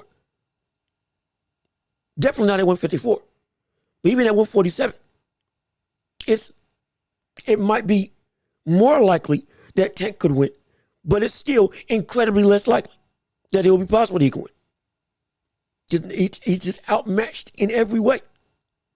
Or at least he either matches Crawford or is outmatched by Crawford in about every single statistic, every single metric of boxing. Every single metric of boxing. He's either matching Crawford or outmatched. It's not he's either on par or better than. He's either on par or worse than Crawford in every metric. So no, I couldn't see it. For me, I couldn't see it. Tank a very patient fighter and will wait for the perfect opportunity to land the perfect shot. Wasn't Crawford patient against Madrimov? And wasn't he able to systematically break down Madrimov's style and start timing him with patience? Start timing him with perfect precision? And by the end of the 12th round, was starting to take over fully and did take over fully. In fact, wobbled Madrimov in the midst of infighting in rounds 11 and 12 to the point where it's like, yeah, you solidified it. So Crawford can do that same thing. We've seen him do it before. And on top of that, we've seen Crawford be patient and fight in a style that, okay, yeah, he thought he was winning. Like with Sean Porter. He thought he was winning against Sean Porter with the style that he was fighting. But then with the second he heard, hey, you're losing, he switched on and ended it. That round. It wasn't no build-up. He fought a fight that he already felt he was comfortably winning. The second he heard that he was losing from his corner, it didn't take no 12 rounds. He flipped the switch immediately and took him out. That's not something Tank can do. That's not something Tank can do or has done in his career. It's never been an immediate switch from patience to going in for the kill from Tank. It's never been. If Crawford goes immediately, I'm going in for the kill, and Tank hasn't been able to adapt, what the worst Tank gonna be able to do? Counter him? He can, absolutely. Will he be able to? No. Because this ain't Ryan Garcia rushing in to bombard him, rushing in blindly to go and take him away. If Crawford goes again and goes to take you out, even if it's from the jump, brother, it's immediate and it's perfection. So no. And he's a switch hitter. So you imagine Tank thinks that he's figured out Crawford.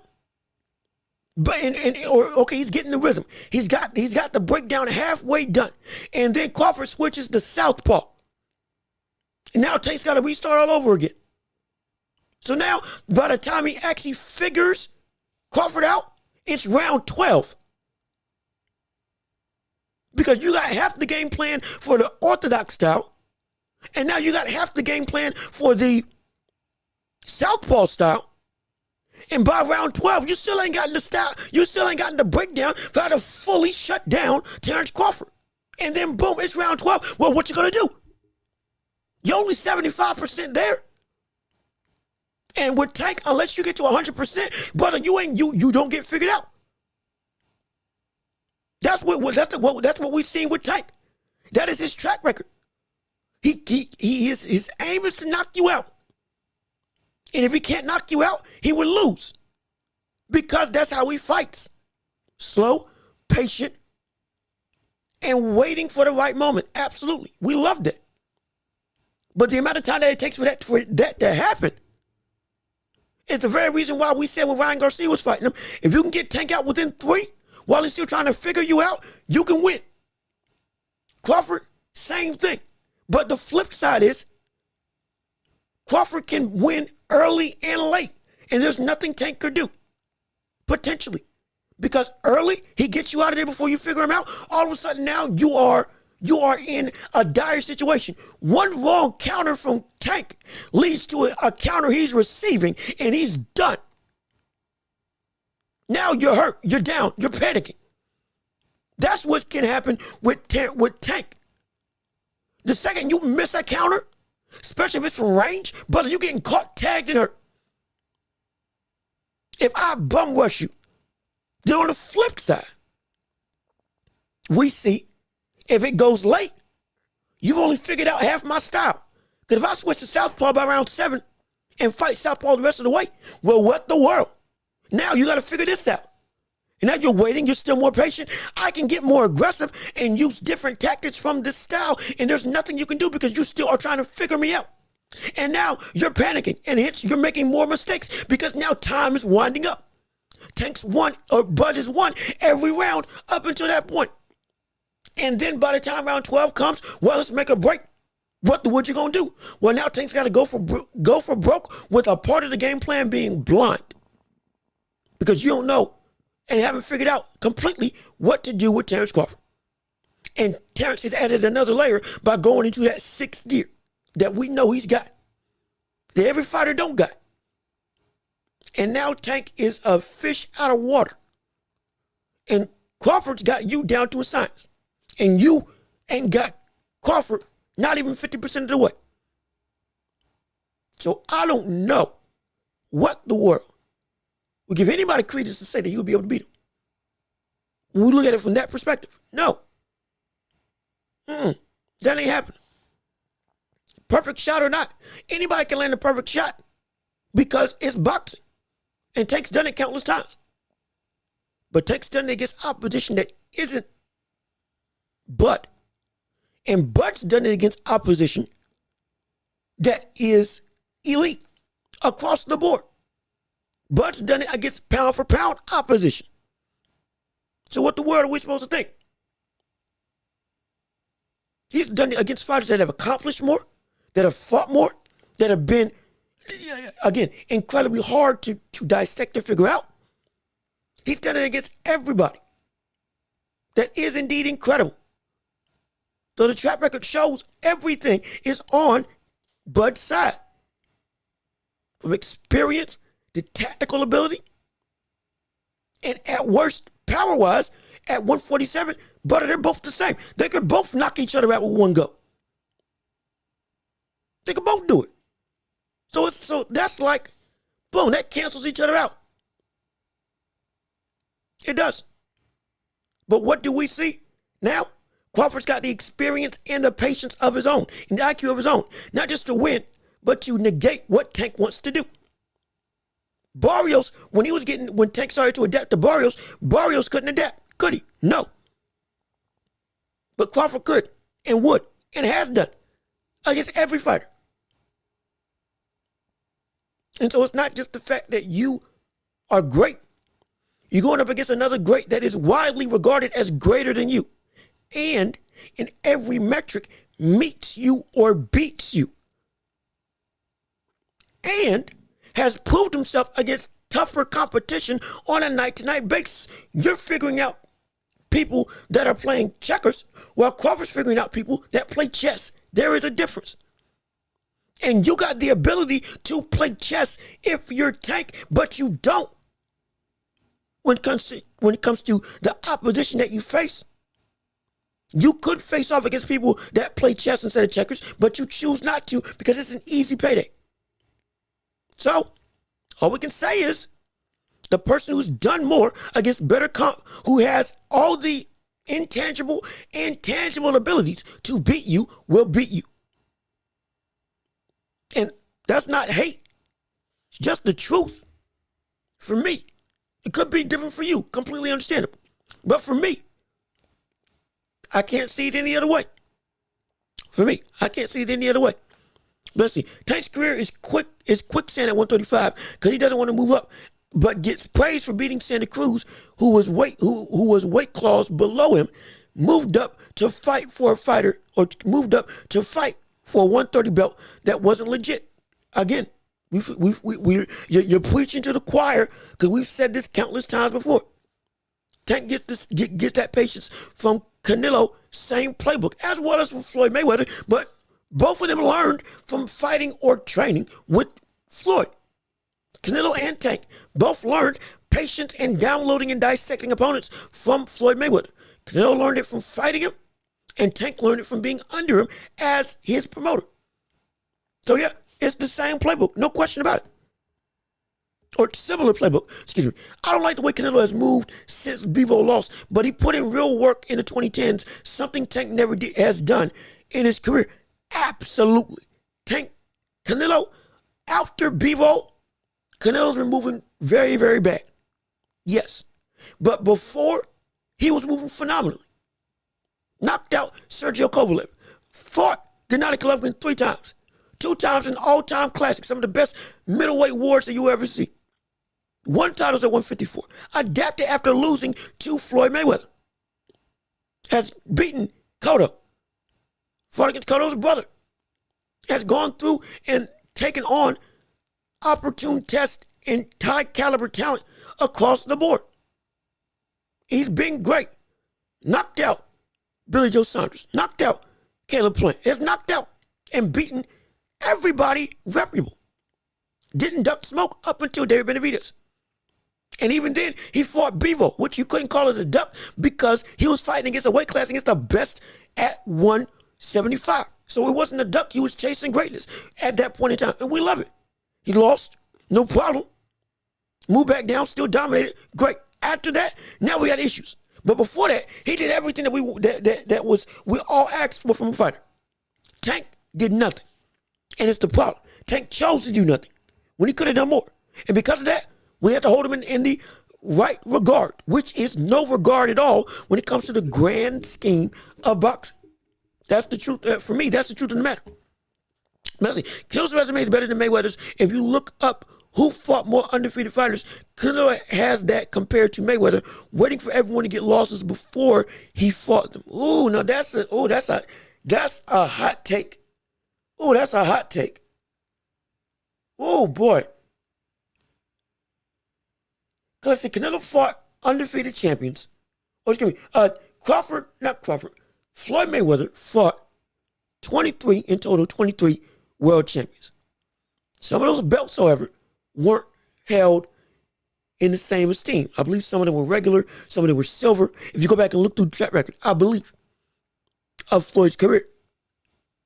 But he did beat, again, Diego Corrales, Cotto, Canelo, Pacquiao. But either it was before or after their primes were well and good done. Canelo's faced off against everybody he faced off against at just about the top of their game. Amir Khan, Gennady Golovkin, James Kirkland, Miguel Cotto, Callum Smith, the other Smith brother. I think he fought the other Smith brother as well. Bivol, Kovalev, though Kovalev was old. Shoot. Dang. There's an argument. There is an argument. There is an argument that Canelo's, in terms of resume-wise, is up there with Mayweather when you look from the standpoint of who he fought, not just the accolades that were accumulated. It's up there. Shoot, that might not. He might be. It could be. And I think about it more, but it could be that Canelo, the work that he did and that he put in, was indeed great. Because before the stint that we see now, he's fought just about everybody that was tops or near the top of the division. He fought boogeymen that were avoided, all in their prime, or at least close to their prime. Unlike with Floyd, who fought people that weren't at their prime in more occasions than we would like. Ooh, that's a good question. That's a good question. It might be on par. At minimum, it might be on par. But from a greatness to greatness perspective, while we know that Floyd is a better fighter than Canelo, the resume may show that Canelo may just have him, or at least be able to match him, depending on how you argue. So he'll be great. Okay, so here we go. MJ. Merjan Akhmadali. Good gosh. I don't know why I'm struggling to say this.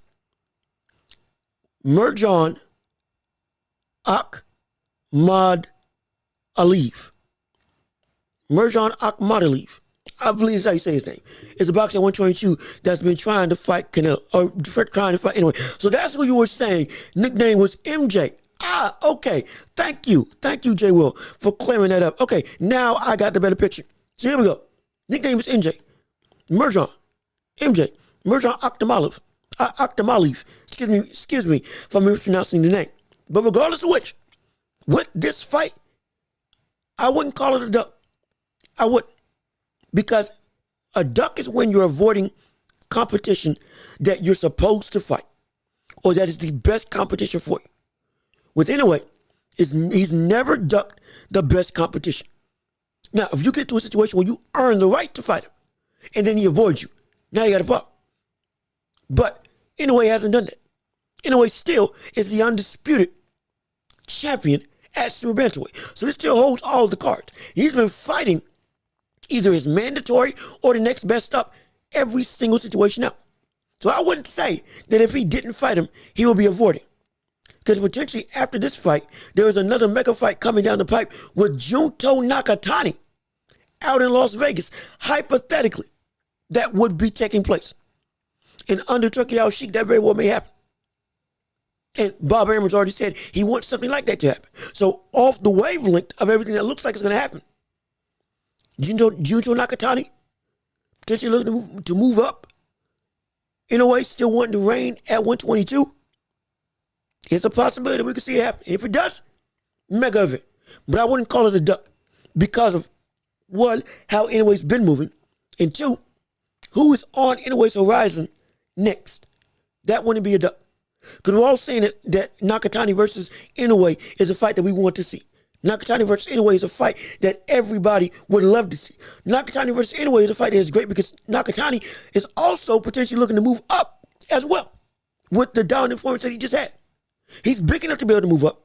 He's dominated the division at 120 at just bantamweight outright. He is the best bantamweight in the world right now, for my estimation, for my money. And he's cleaned up. So, hey, I would not be surprised if that fight did happen. If it was, that would be a great fight. That wouldn't be a duck. That would be a quality fight.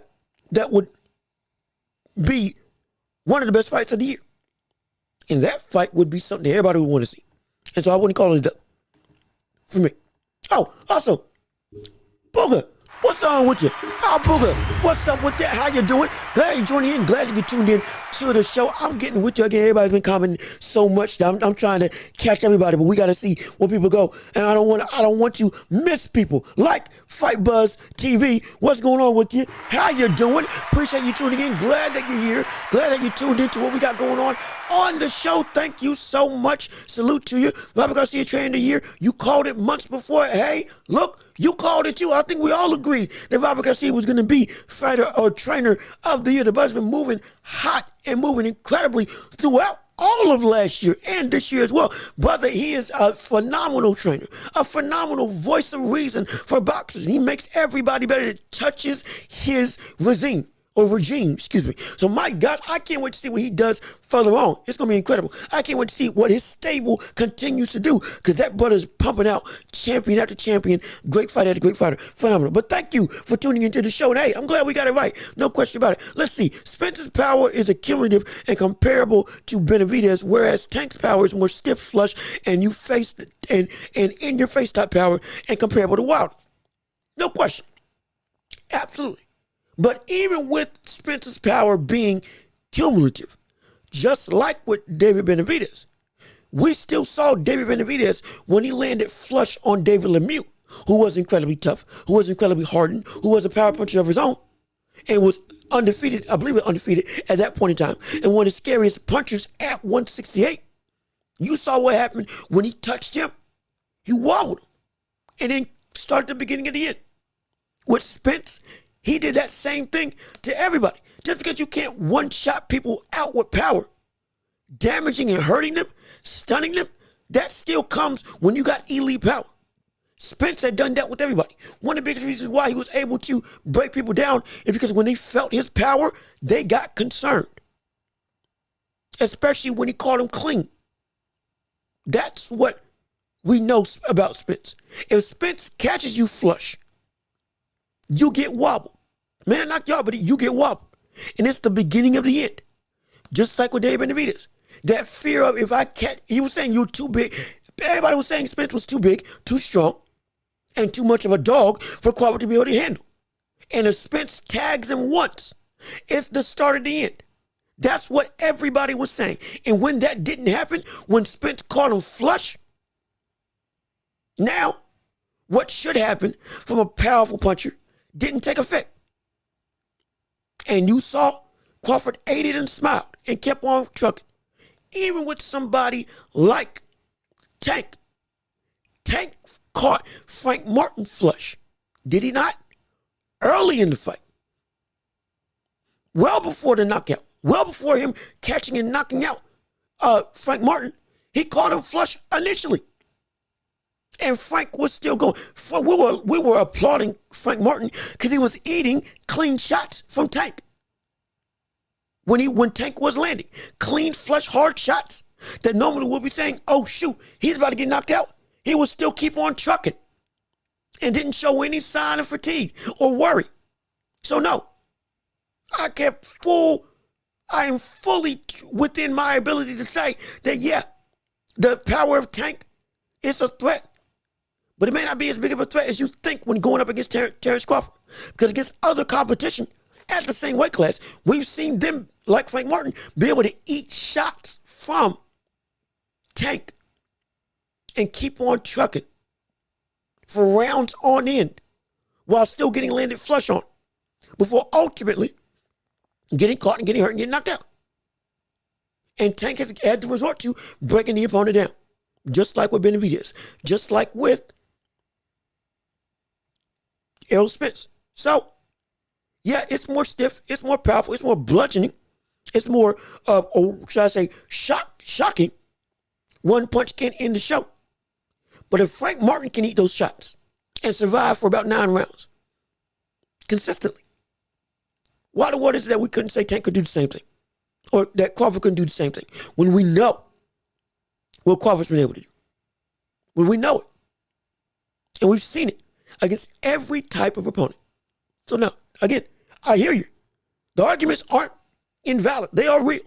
But I can't put it past that he could be able to beat Tank.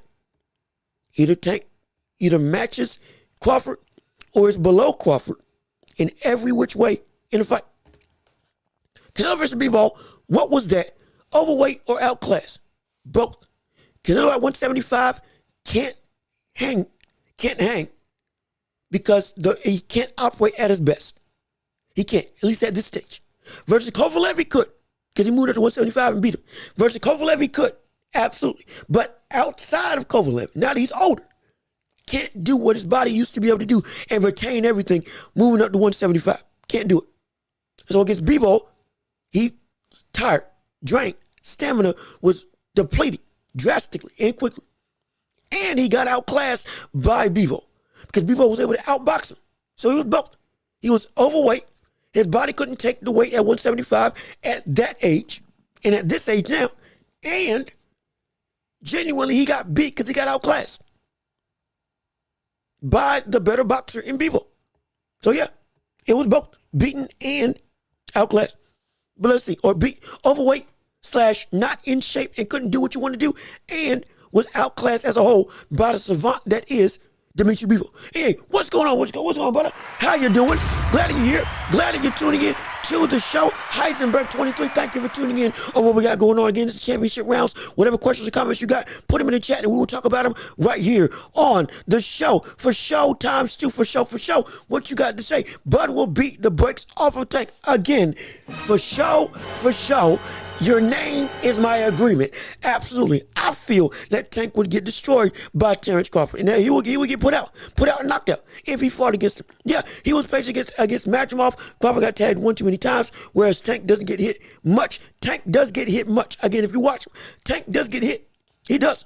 The jab of Frank Martin was breaking through the guard of Tank. There was a situation where Tank was millimeters away from getting countered and legitimately hurt from Frank Martin when they both traded right hands against each other. It was close. So no, he does get touched. He does get caught. He's felt power like against Rolly Romero and has been legitimately concerned. Ryan Garcia touched him when he blitzed him with that straight right hand. And when he started using that right hand more later in the fight, he was starting to have some more success. So no, he's been touched. When he downloads his opponent, the caveat is he isn't perfect defensively. He's great. It's once he figures you out, now that he cuts off everything. But while he's figuring you out, no, he does get touched. It is indeed true. He does get touched. The threat of his own power makes opponents wary to throw at him. But if they do throw at him, he will get touched. Rolly Romero, again, was just throwing against Tank. And strictly off of power and speed was landing on Tank. Though he was, again, got outclassed in the end. But the point being, the brother genuinely, he does get touched. It ain't like he's just perfect. It isn't. And yet, Tank would put a 1 pound rehydration clause on Bud at 147. I can almost guarantee it. If it's a quality elite fight, there's no way he's going to let you fight just to fight. Nah. Rehydration clause, drain you, all this stuff. We've seen it before. We've seen it. We'll see it happen again. And we're going to see it happen in this fight.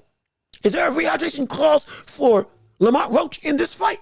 Because if there is, that is just the lowest of low. That is the lowest of low. If that's true, that's the lowest of low. If indeed that did happen. That would be if that is happening. I'm not sure. But if that is happening, I wouldn't be surprised if Tank puts a re-arbitration clause on Lamar Welch coming up for 135. So you can't balloon up anymore. It will be horrible. But it's not out of the realm of possibility for somebody like Javonte Davis, because he's done this throughout his entire career. And it's horrible. We hate it. Also, when Bud continues to fight, and he just gets better with each round and adapts in real time, which is very scary and impressive for a boxer, let alone a person, to have that ability. It is the ability to go and essentially evolve with time. Everybody doesn't have that. Everybody doesn't. And even then, once you evolve, see, the thing with Terrence Crawford that makes him so dangerous, he evolves. But then there is another separate evolution that he can go into and completely run roughshod over. It's insane. It's ridiculous. There is a, you know what it is? Imagine if anybody watches Naruto. Again, I'm an anime fan, so we're going to incorporate it. I love it. If anybody watches Naruto, or I'll use two examples. It's like Naruto and it's like The Undertaker. And here's what I mean. Naruto had a character called Rock Lee, one of my favorite characters of all time. But it didn't have any sort of jutsu or external abilities. It was all hands, and that's all he could do. And if you didn't have hands against Rock Lee, you were losing. The brother could genuinely adapt with the fighter. But separately, he had this thing called the 8 gates, which was essentially points in the body that he could access to give him some more strength and power. And that was separate from him adapting to his opponent. That's what made Rock Lee so incredible. And with The Undertaker, brother by himself is already dominant. And he by himself can adapt and dissect and could beat anybody in the wrestling ring. Again, my favorite wrestler of all time. But there was another gear that he could go where he could access his essentially dark powers, as well as within himself reach a new threshold of grit, determination, and elevation that is so different, that compounds on what he already did in the ring against the opponent he was wrestling against. That's why he always won at WrestleMania, because he could access a new version of himself, even separate from what he had already done with the fight as a whole. That's what Crawford has. Separate from the adaptation in the fight, there's an adaptation within himself that he's able to do that can compound on what he did adapting in the fight.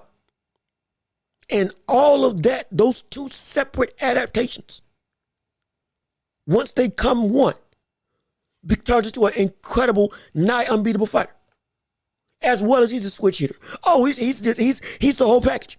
He's the whole package. That's all I can say. He is the whole package entirely. I think Benavidez stops Morrell late. If he does, where does he go next? Especially if Bebo wins and they have a trilogy with Benavidez. If Benavidez stops Bebo or stops Morrell, and I think it's going to happen, where he goes next is most likely no, it's not most likely. Based on what he said and the sentiment that he and his camp is putting out, if he beats Morrell, he's the immediate next in line for the undisputed belt at 175. Then, depending on the winner, he goes and he will fight either Bebo or Benavidez. But whoever wins that fight, that's going to be his next fight. I can almost guarantee it. His next fight, if he wins against Morrell, as that fight makes him the legitimate mandatory for the undisputed titles, he will fight the winner of Bebo versus Benavidez. And that will be his next step. And then from there, potentially, Canelo, if he still wants that smoke and still wants the title at 175, will be forced to have to move up to fight Benavidez for a title at 175 in what will be one of the biggest fights in boxing history. Point blank period. One of the biggest fights in Mexican history. Point blank period. And I can't wait for that. But that's the track record right now. Beats Morrell, which I think he will, immediately is the mandatory for the undisputed titles at 175 and will face the winner of Beterbiev versus Bebo in their rematch.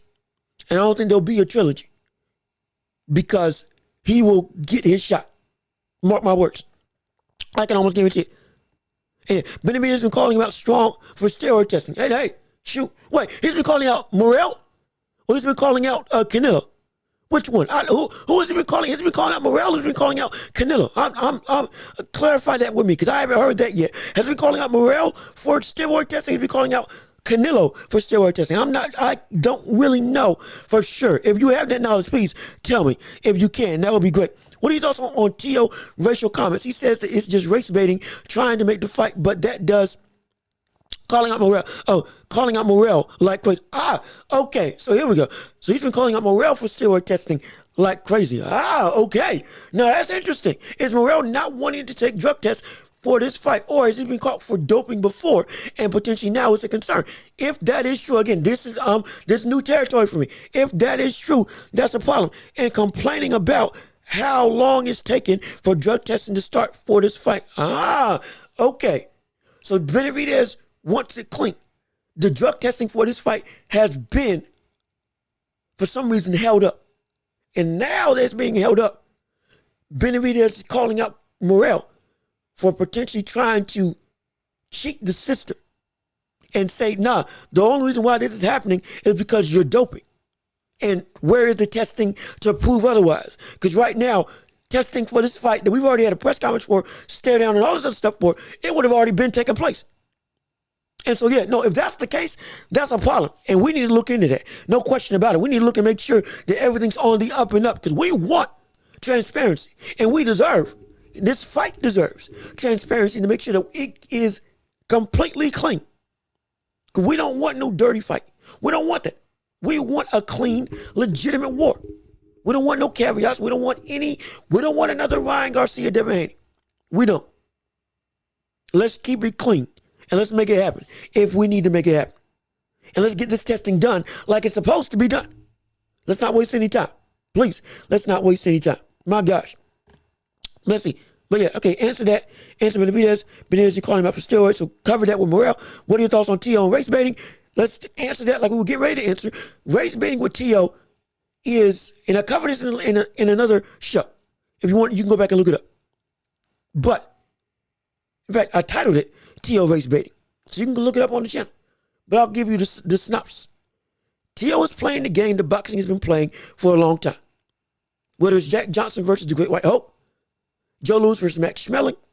We can go on and on and on about boxers, white and black, or race as a whole, being used as a caveat to drive up revenue. What's his name?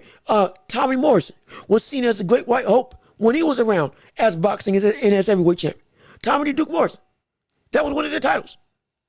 And so that was one of his titles, the Great White Hope for American boxing.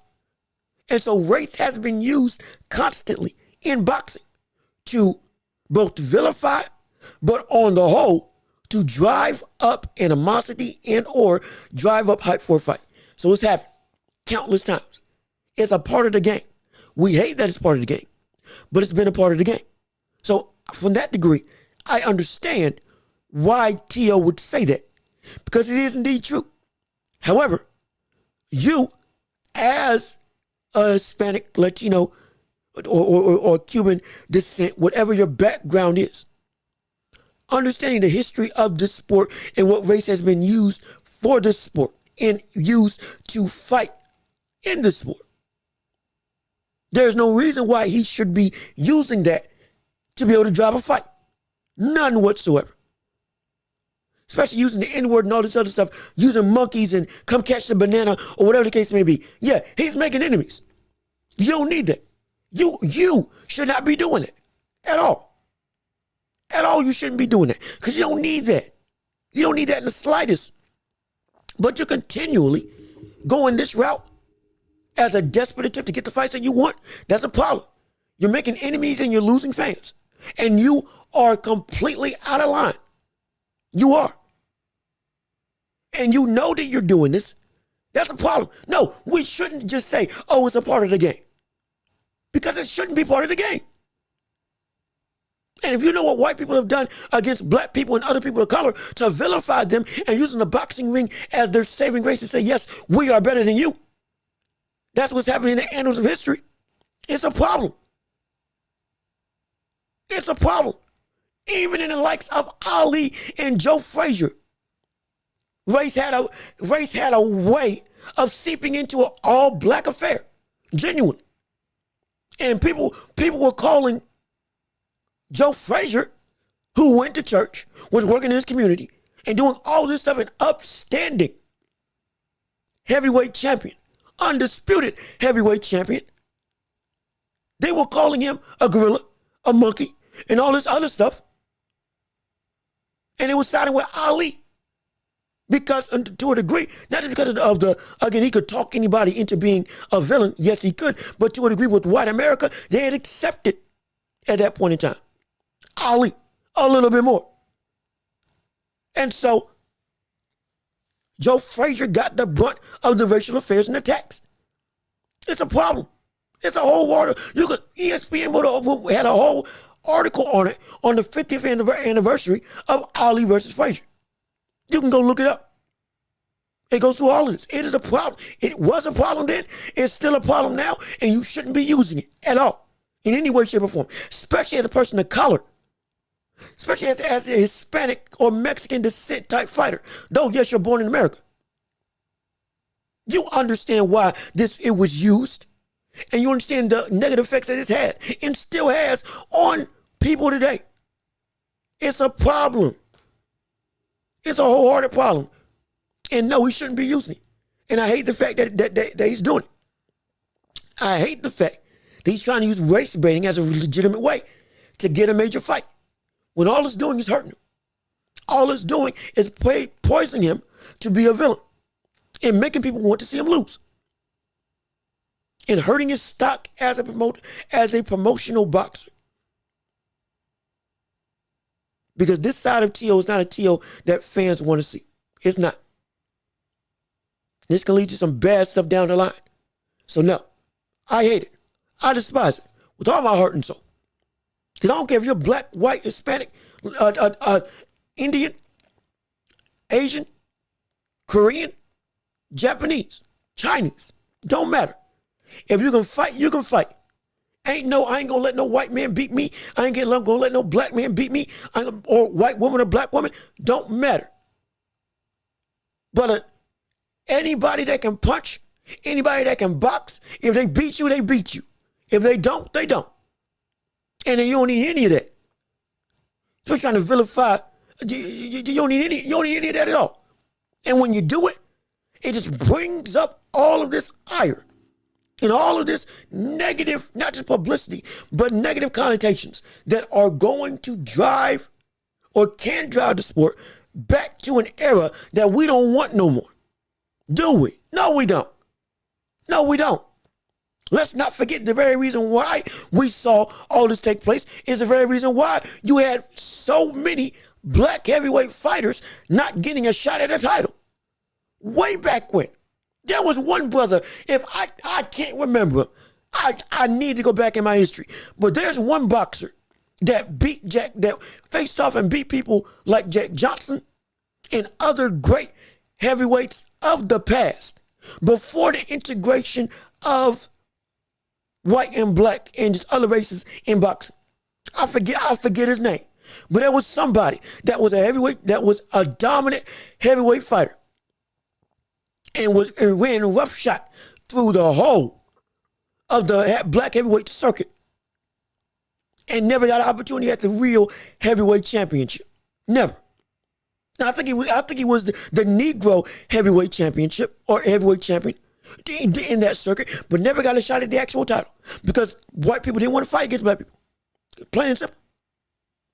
But this is before Jack Johnson broke the color barrier. Or broke that barrier in color in boxing. But no, the brother was, again, if I can find him, I'm going to do my research, I'm going to look it up, because I know the brother. I can't remember his name. Old fighter. But I mean, he had fought about every dominant black fighter of that time. Many of whom, if not all of whom, are in the Hall of Fame.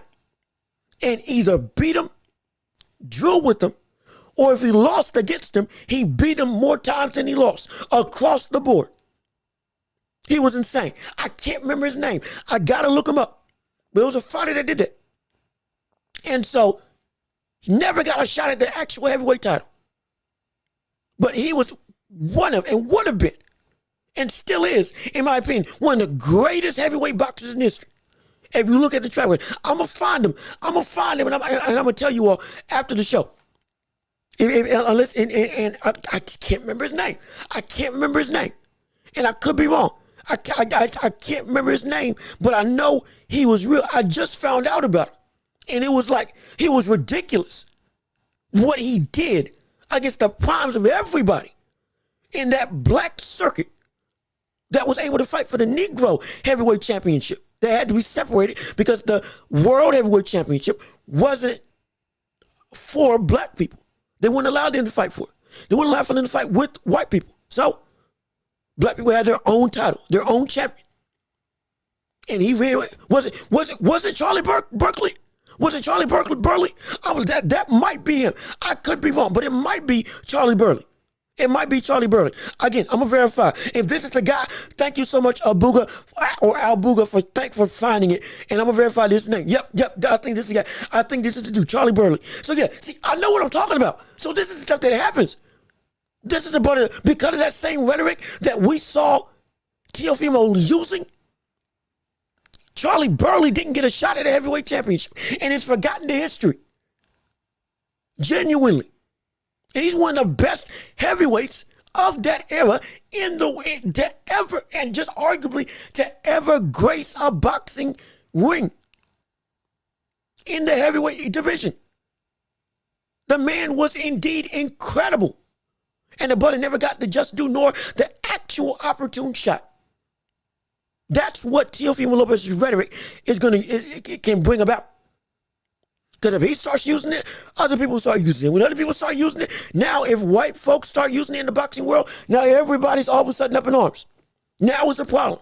Now we are on a slippery slope. Stuff like that. You can not like a fighter. You can not like their style. You can say I'm gonna beat you. All this stuff. No, cool. No problem.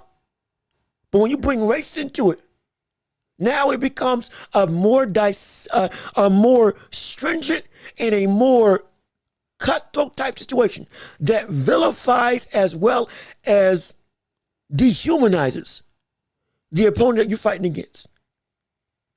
Not goes beyond I'm better than you in the ring. That's a problem.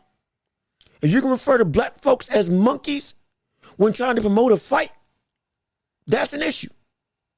That's an issue.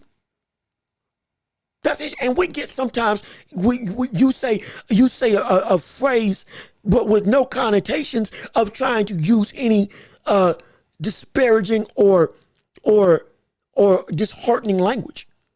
I've done that sometimes, and I don't try to, genuinely. But when you admit that that's what you're doing, and that's the reason why you're doing it, again, you're playing the game. Now there's a problem. So now, okay, we know what your intentions are now. And we know now the rhetoric, it was direct because you want them to get mad. You want black folks to get mad. And you want them to go and fight you to shut you up. Plenty of other ways to do that. Not the way that you're doing it now. Bold-faced problem. Absolute problem. It's an absolute problem. And I despise it. I despise it and I hate it. And I'm here, and you're hearing Tio is ducking Matias. Tio did turn down a deal to fight Subriel Matias. That did happen. That is real. Subriel Matias and Teofimo Lopez, they would look like they were going to fight. Teofimo Lopez turned down the final deal to fight Subriel Matias. Now, unless something bigger is coming down the docket, that's a problem. And that's a duck. You got to defend your title against somebody. Even if you ain't getting the big fights, he's one of the next to best available options. Just lost to Poirot. Now, who just lost to Richardson Hitchens. So now, giving him opportunity to fight, do it. But if you ain't going to do it, I don't know what you're going to fight. Is it going to be Devin Haney? Probably not. Definitely Ryan Garcia, unless you're fighting Ryan Garcia, like I said at the top of the show, unless Teofimo Lopez is getting ready to fight Ryan Garcia under the banner of Turki Al Sheikh. Now, okay, we got something. It wasn't a duck. There was a better deal that came around against a better, more high-profile fighter. We'll see what happens. But if that doesn't come to fruition, it's a duck. It absolutely is a duck for me. Okay, I have to ask this in the championship rounds. Who do you think would win? Prime Pacquiao or Prime Canelo? At which division? Because that's the question. At which division? Are we talking? Because I don't think Pacquiao didn't fight outside of 147. So if you're talking 154 and above, I don't know. I don't know. If you're talking about this dream fight, dream match as a whole, everything even, I would take Pacquiao because he's a greater fighter. No question. One of the greatest in history. Arguably top 10 in boxing history. And if you're in that top 10, you're one of the GOATs of the sport. So, I would take Pacquiao. However, if you're talking about individually within weight classes, 147, or you talking about 154, or you talking about 168, because at that time, it's too big. From a weight-to-weight standpoint, it would be too big for Pacquiao to be able to win. Even though Pacquiao's great, he wouldn't duck the test with the butter. I don't think he could beat somebody who's at 168. That would be preposterous. Could his body even handle 160, 154? Not saying that, again, at their prime, Pacquiao's prime was what? What was it? 130? Between 130 and 140? That was when Pacquiao was nigh unbeatable? Okay, so Pacquiao versus Canelo at 147. So at Pacquiao's highest weight, if Pacquiao was at his highest weight, but it was the prime Pacquiao versus the prime Canelo, but at 147,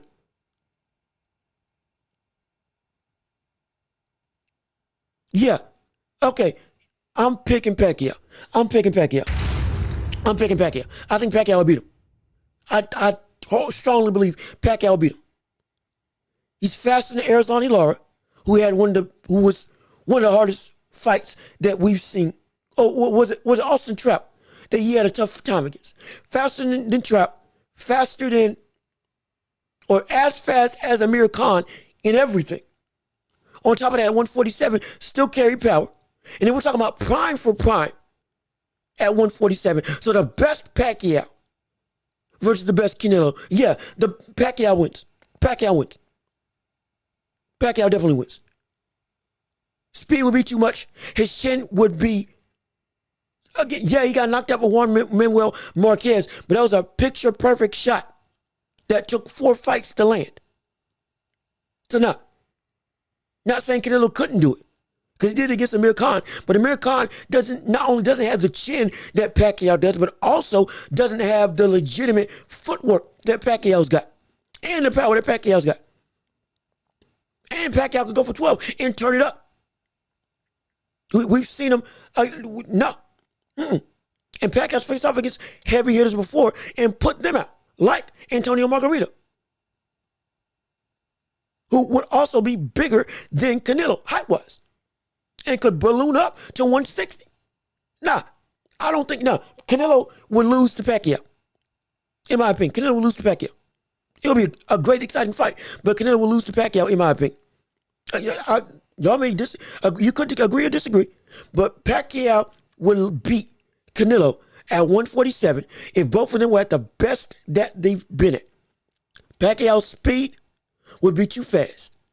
His power would be something that Canelo would have to respect, which is the biggest thing to make Canelo work genuinely and be concerned about what's coming back at him. Hence why Bivol was able to beat him also, because his power was enough to make him respect him, as well as the volume could be twice as much as Bivol and be even more precise. And the angles and footwork that Pacquiao would be able to use at his best gave everybody trouble. Everybody.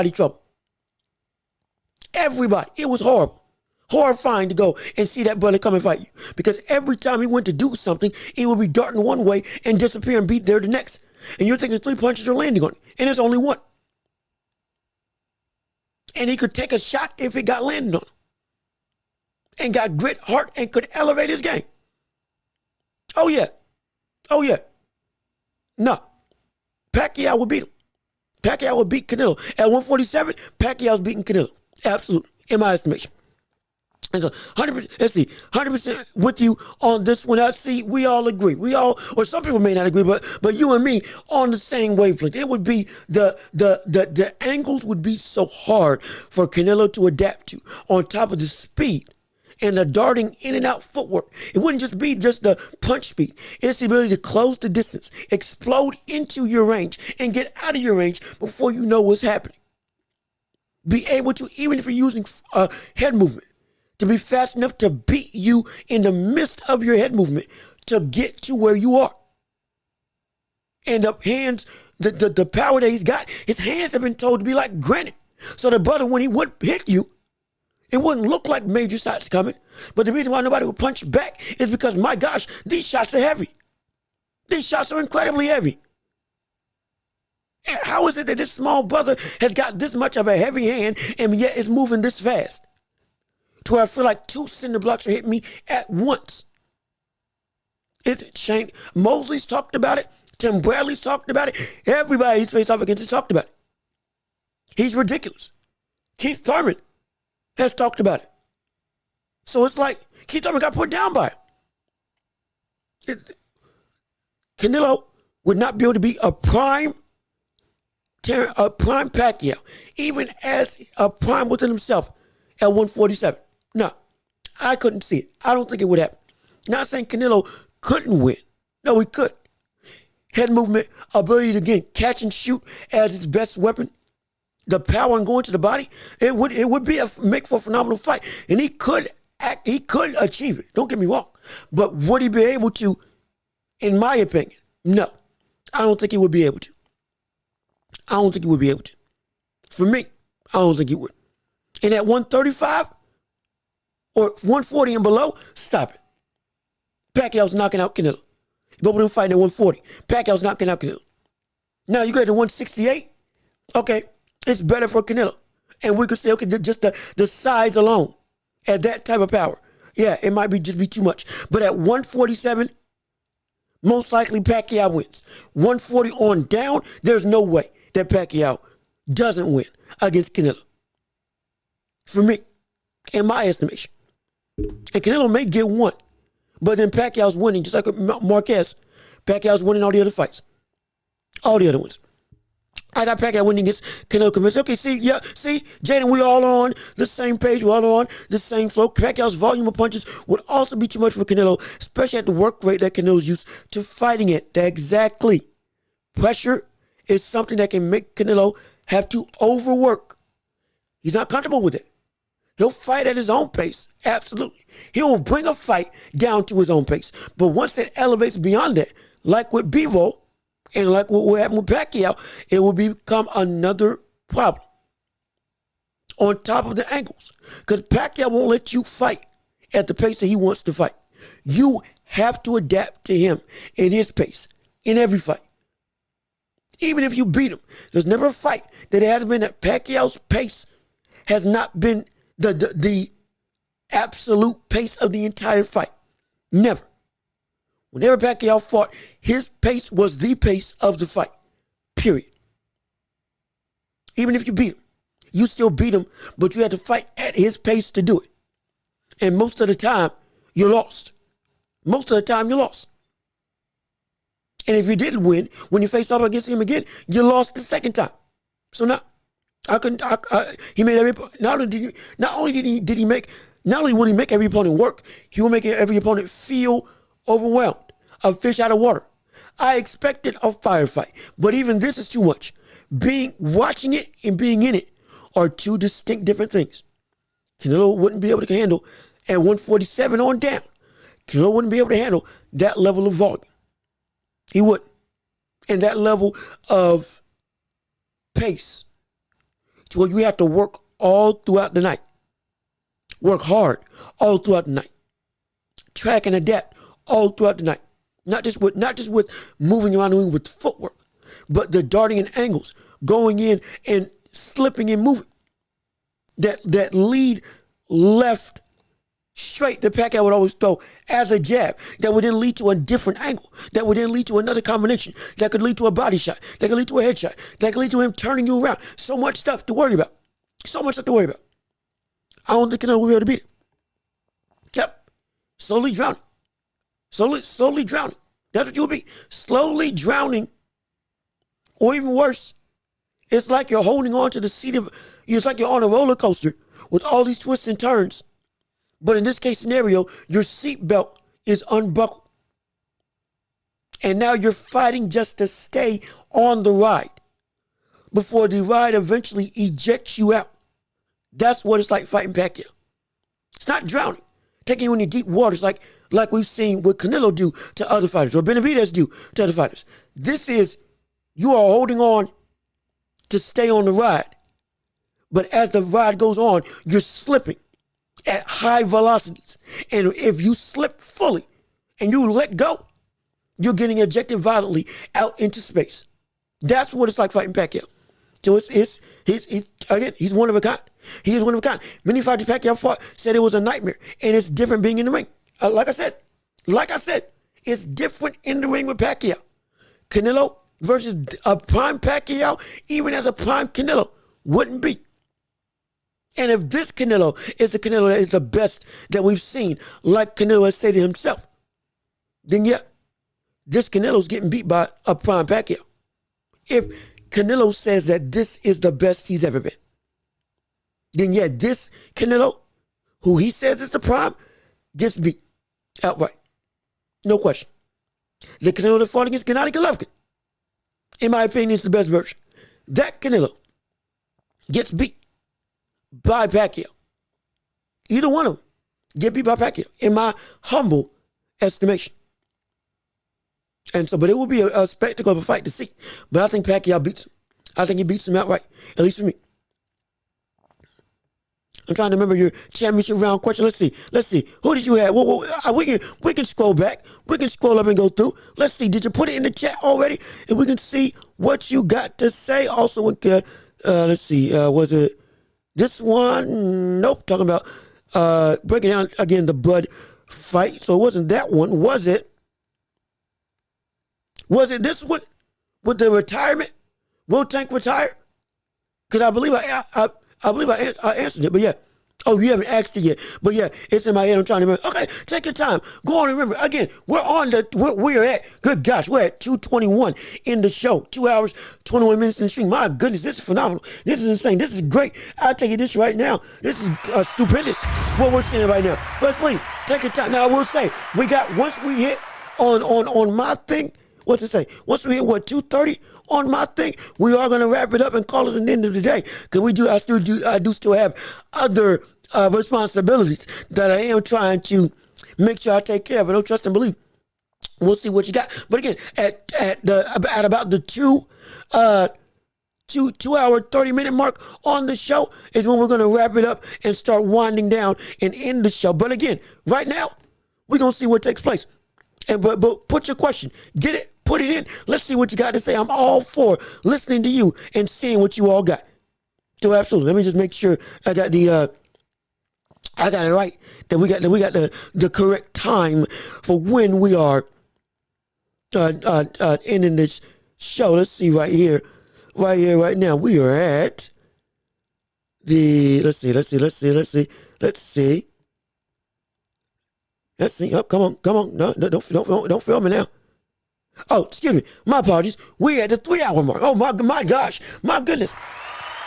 My clock's wrong. Shoot, we at the 3-hour mark for this show. 3 hours and 4 minutes. Ain't it great? Ain't it phenomenal? Ain't it stupendous? Or maybe all my clocks are messed up. However long we've been on, we going in about 10 minutes. We're going to wrap it up. But let's see what you all have to say on the stream, in the chat, and as your questions continue to go through. And as we go through this phenomenal show that we've been experiencing, I tell you what, we can't get no better than this. This is great. This is what community is all about when it comes to the world of sports as a whole. And when it comes to the Welch with me, Jean-Luc Welch, oh yes indeed. Can't get no better than this. But let's see what you got to say. Let's see what your question is. Here we go. What is your question? Jaden Melody. If Benavidez goes up to cruiserweight and decides to fight Apataya, who do you think would win? Now that is a good question. Oh, that's a good question. Look, that's a fight. That's a war. That's a war. And Albuga, I'm just saying, I don't know why I'm clicking on your stuff, but it ain't coming up. But Albuga, you absolutely right. You want to talk about a fight, a war. If Benavidez and Apatai face off against each other at cruiserweight, that's a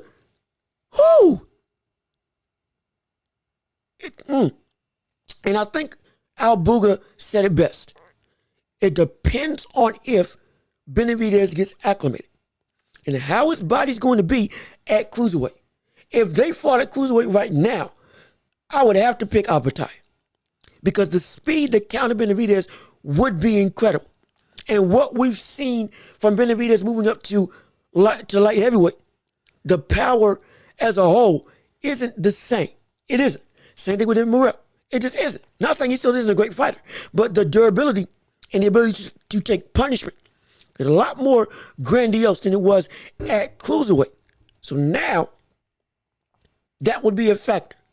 And if Apatai doesn't have to worry about the power as much and only has to worry about going and looking to counter now, or even just beating Benavidez to the punch outright, now, it would be, I might have to take Apatai just because, again, the slicing punishment or the slicing punches of Apatai are the things that you need to beat a Benavidez. The reason why I'm so high on Apatai is because the way that he punches, again, he's not a great moving fighter. He's not great defensively. We get that. His offense is what drives most of his fights. We get it. But in that being the case, the offense of him and having the ability to, again, when he punches, everything is slicing and sharp and clean and quick and decisive and destructive without losing technique for the most part when he throws his shots. That is one of the biggest weapons that can beat a Benavidez. Apatai has that and he's got a chin and will most likely be able to take the punishment of somebody like a Benavidez for the long haul, like we saw with Gvozdyk. Again, Gvozdyk was getting beat, but he was able to withstand even the flush shots that Benavidez was throwing. And he wasn't necessarily wobbled as much as it was, yeah, I'm just getting dominated, yes, but I'm not hurt on the whole. Even the bruising and the normal damage that we see for his opponents, it wasn't as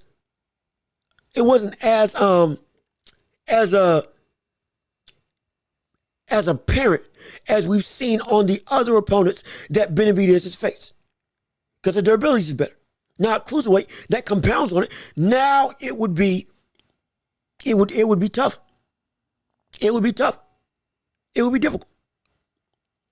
And so it is a formula to beat him. And here's the thing, Albuga, you're absolutely right. Every punch is hard. There's no variation. There's no speed. There's no speed distinction. There is no switching up per se in Apatai when he throws. I get that, but the trick is if everything's at the same speed and you want to land a shot, what better way if you know you can take the punishment than to simply go trade for trade? Again, if we're talking about Jai Apatai, every one of Jai's punches is fast. Every one of Jai's punches is quick. There's no real speed variation. And to a degree, Benavidez is the same way. So for Apatai, what better way to make it so that you can beat an opponent in Benavidez than to use your greatest strength to your advantage? Everything's fast, okay? I'm going to time all my shots to land when you land. And we're going to see who takes the brunt of it. And I'll trust my chin and durability based on what I saw against Gvozdyk versus what I've seen you do against higher weight competition. And now, tit for tat, who's going to go for broke? I may not be able to land as quick combinations as you, but one punch speed, I can match you. And if I can match you, I can time you. And if I can time you, I can knock you out, potentially. And that's what we could see with Apatai. And it's because of that being the game plan I see happening. I don't think Benavidez would be able to win. Would be a phenomenal fight. Oh, don't get me wrong. Would be an incredible fight. But that power is one thing that Benavidez would have to worry about. Again, the shoe's not on the other foot. Now, Benavidez has to worry about the power of his opponent, not the other way around. And that would be, like I've said with all other fighters, if you can make an opponent have to respect you, is you've won half the fight. If they have to respect what you bring to the table, you've won half the fight, especially when normally they're the ones that are feared against the opponent. And so because that's the case, going up against Jai Apatai, it would be a struggle for me not to put Apatai as the winner in that fight. But it would be a war, and I would love to see it. And I would love to see it if that did indeed happen. Oh, it'll be phenomenal. It'll be incredible. But I have just been impressed with Benavidez's development these past few fights. He's gotten some tricky wrinkles. The brother has adapted. He's gotten better defensively. I said it in the last show when I also talked about David Morrell versus Benavidez. He's gotten more wrinkles to his game. He's gotten better at his ability to throw varied offense. His combinations have gotten better. His defense has gotten leaks better, using different types of guards. Now he's implemented a cross guard in his game, like with Archie Moore and Joe Frazier. He's implemented a new ability to use better head movement, already pre-slipping before punches, pre-slipping before offense even comes, being smart with how he approaches the opponent. Understanding with added danger comes more understanding of how to be safe. And still he's able to do all this while being aggressive. He has been able to completely, not overhaul, but to completely reinvent what he is as a fighter while still keeping the core of what he is as a fighter. It's incredible. He's become a more fine-tuned machine. He's become a more defensively responsible machine while still being an offensive juggernaut. And he's doing everything right that you would want from a fighter that still wants to be aggressive and still wants to use his volume and his, again, bludgeoning ability. It's great. It's phenomenal. And we were saying previously all the brother had was a high guard. All the man had was walking in on shots, blocking, coming forward. Again, he's got one of the better high guards in the game. Yes, he does. But that doesn't change the fact that everything else, the head movement, the slipping, the getting punches to miss, distance management and all of that, it wasn't where it was right now, especially against Gvozdyk. But we saw it grow every single fight. Saw it against Caleb Plant. Saw it again against Boo Boo Andre at an even better rate. Then saw it against Gvozdyk. The best I've seen Benavidez from a technical perspective. This is what you want from an evolution in a boxer. From somebody who's still at the top of their game, but continuing to add more and more wrinkles, more and more talent, more and more nuance. And like I've said always, adding more of the small stuff in their game. More of these small instances in boxing. The small metrics, the small skill sets, the small things. Those are what makes a great fighter great. It's the small stuff that makes a great fighter great. It can turn a great fighter into a better fighter. And can turn a bad fighter into a good fighter. The small things that an opponent does. The small things that you do as a boxer. The small things that makes a boxer truly never miss on what seems like overlooked stuff.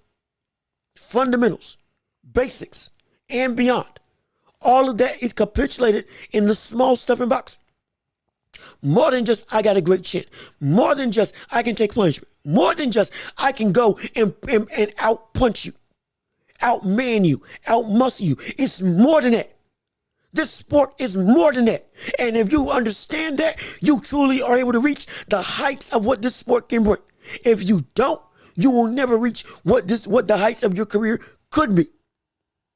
And Benavidez, every single fight, continues to more and more understand the small stuff in boxing, which capitulates to him, or rather, which then garners him as a fighter to become even more of a destructive force, because now the holes that were there aren't there anymore. The stuff I wasn't doing, I am doing now. The things I used to have that I used to have missing in my game, now I'm taking intentional. I'm taking an intentional look to make sure I do those things correctly. I am intentional about everything, both big and small. Hence now I'm the fighter that I know I can be. That's what Benavidez is doing.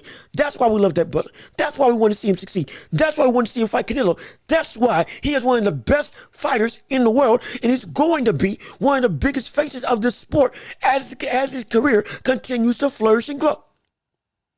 And why he's going to be remembered as, not just in Mexican history, but in history as a whole, as one of the best fighters we've seen in this era.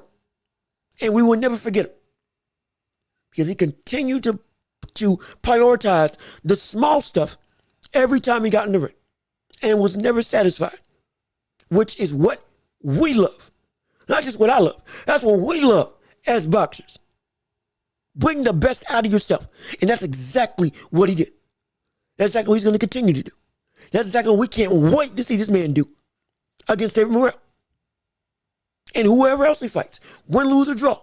We can walk away from the fight saying the brother never sacrificed who he was, his work ethic, and never compromised what it meant to be a boxer. And because of that, all praise in the world. That's what we want. That's why exactly why we want to see that fight. And that's why it's going to be a good fight if it does happen, regardless of which. And that's why wholeheartedly we're looking at a situation where this is going to be a career that we will keep track of. The fight with David Morrell is going to be a career that is going to be a fight that is going to be incredible to see. And when it comes to either undisputed at light heavyweight or beyond, we want to see what he can do. And we want to see what he can bring. Because it's going to be a legitimate, incredible affair as this man, David Benavidez, continues to flourish and grow. I can't wait to see it. I'm excited. I'm excited. 100%, absolutely. And yes, indeed. Yes, indeed. This is going to be something. It's a spectacle.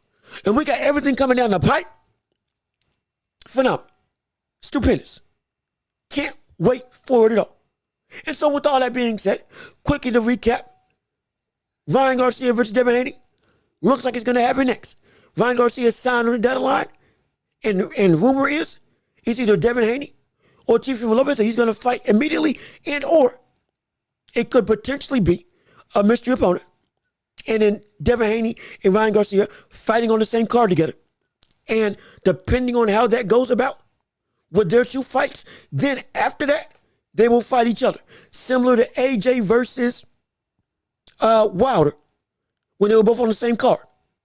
That's what potentially is going to happen with Ryan Garcia and Devin Haney. Rumors that they will fight on the same card or they will fight each other in the next fight event. Regardless of which, I'm excited. AJ versus Wilder, Turkey wants it to happen. Looks like it's going to happen. Eubanks versus Conor Ben is going to happen in April. It is signed, sealed, and delivered.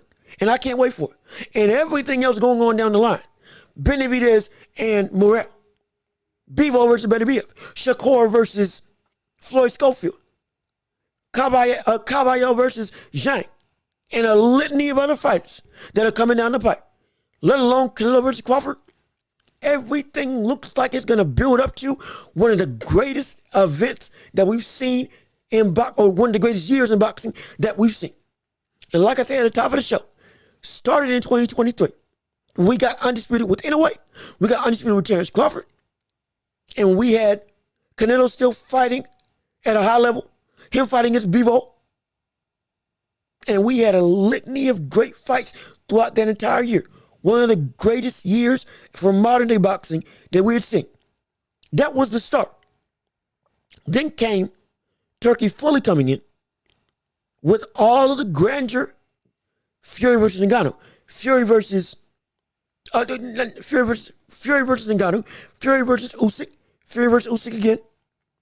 Ngannou versus AJ. AJ versus Otto Wallin. Wilder versus Joseph Parker. Dubois versus Joel Miller. Dubois versus Hergovich. Dubois versus Usyk. Dubois versus now AJ. Every single year, it's gotten better and better and better. So you are watching the history of this sport unfold. Don't forget, Bam Rodriguez becoming undisputed and running roughshod through the flyweight division. Potentially he's on a crash course with Nakatani and Inoue down the line. Everybody is seeing the shift, and we felt it in 2023. And now the waves are now starting to crescendo, starting to rise to their zenith now. And it's going to be a sight to behold. Be prepared and get ready. But I hope you can swim, because Lord, it's going to be high tide come this year. And I can't wait for it. Now, is this going to be the best year we've ever seen in boxing? No. It's not being ridiculous. The past and golden era of boxing, all these fights happened for 10 plus years at all, on a constant basis. Everybody was fighting everybody. We ain't there yet. We ain't there yet. Where it's routine that boxing not just is getting high profile fights, but it is routine that we're seeing the sport as one of the big three in all the globe, America and beyond. Specifically in America, it was baseball, boxing, football. Those were the three biggest sports in America. And at one point in time, boxing was the number one sport in America. So it ain't there yet. But this is the step in the right direction to get there, to be able to be where we need to be and witness what we can witness and see the evolution of the sport, not just evolve, but grow and get back to a high-profile fight, a high-profile event, a high-profile sport that everybody knows about, cares about, and wants to be about when it comes to witnessing history in the landscape of boxing as a whole. And this ethos grows more and more and more, and this environment expands to bring everybody in. That's what we're witnessing. It's not the best era of boxing, no. But this is the comeback of boxing into what looks to be a new age, a new era, a new time, a new transcendent, the rebirth. That's what we can call it, the rebirth era. This is the era of rebirth in boxing. Starting in 2023, all the way up to now. The era of rebirth in boxing is boxing coming back to what it used to be. That's what it is. You can have all your stuff about whether it's going in America, where it's going in Saudi Arabia, whether it's going in the UK. You can have all your arguments there. Fine. We can have those debates. Sure. But what you can't deny is the biggest thing that we all care about at this stage, more than anything. Give us the fights that we want to see first. All the other stuff we can fix afterwards. But we had fights in America, and everybody was complaining that you're cheating people out of money. We had fights in the UK, and everybody was complaining why the world's Tyson Fury fighting Derek Chisora for a fifth time. We had fights in the meccas of boxing history, and we were all saying you are robbing us blind, and this is not worth $89.99, $69.99, $59.99, $100 None of this is worth it. All of this is because it was bad. So we can worry about where boxing will be in terms of location. We can worry about that later. But the biggest thing now, let's get a standard of getting the fights that we want to see first. Because if you get the fights that we want to see on a constant basis, you don't got to worry about location. Because the people will tell you where they want it. And they'll show you that they'll pay money. Hence, the location most likely won't be a major factor down the line. Because like the Field of Dreams movie, if you've seen it before, if you build it, they will come. If you make it, we will watch. That's what's going to happen. You make a quality fight, we'll show up. And we showed that in Saudi Arabia. We've showed that in the UK. And we've showed that in America. And we're going to show that here with this new rebirth era of boxing. Once it hits the States, because it's already in plans to hit the States. Once it hits the UK in full force, like it's already been hitting already, we will come. We won't have to worry about it at all. Everybody will be able to fight on home soil, enemy territory, won't matter. The main thing will be we're getting the fights. That's what we are excited for. And nothing else is the biggest concern, because we are looking at a landscape where we weren't getting anything in the first place. We had fights in America, and they all sucked. They did. We had fights in the States, and they all, for the most part, were horrible. They all were not worth our time, weren't worth our effort, weren't worth our energy, weren't worth us waking up to seeing or staying up from going to sleep. We could have been asleep for some of these fights, but yet they happened. It's not, this is the quality we're looking for. Hence, this is why I'm not concerned about whether or not it's getting taken out of America or out of the States or out of UK. No. That's not going to happen. That's not going to happen. The foundation is being built in Saudi Arabia. Because again, Saudi season, Riyadh season, we get it. But the sport, it's going to still be global. You can't replicate what you can do in the States. You can't. You can't replicate what you can do in legitimate, in the Meccas, where boxing has always been a high marquee factor, where boxers are made and born and have their coming out parties.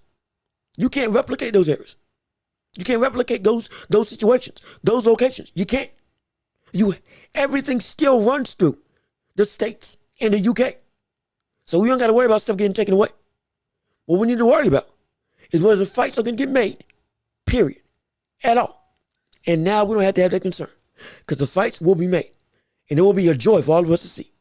And with all that being said, this has been another episode of The Welch Report with me, Jean-Luc Welch. Thank you so much for tuning in and listening to the show. It's been a phenomenal show, a phenomenal situation. We love everything that we got going on right here on The Welch Report. We are great. Y'all are phenomenal. Don't worry, we still gonna have this up on every podcasting platform imaginable. Apple, Spotify, you name it, we're there. And if we're not, we will get there. Everybody have fun. Everybody enjoy your weekend. We still got more fights to cover, more news to cover. Everything is gonna be phenomenal throughout the landscape of sports, and we'll be here to cover it all. Mark my words, absolute. Don't forget, NFL season coming up. Playoffs are here. MVP race is heating up. Does Josh Allen versus Lamar Jackson deserve to get it? We'll talk about all that and more later on. I've been Jean-Luc Welch. Y'all have been wonderful. Leave a like on the stream before you leave, and we will see you all next week. Peace and love. We are out of here. Yes, sir. See y'all on Tuesday. Oh, yeah.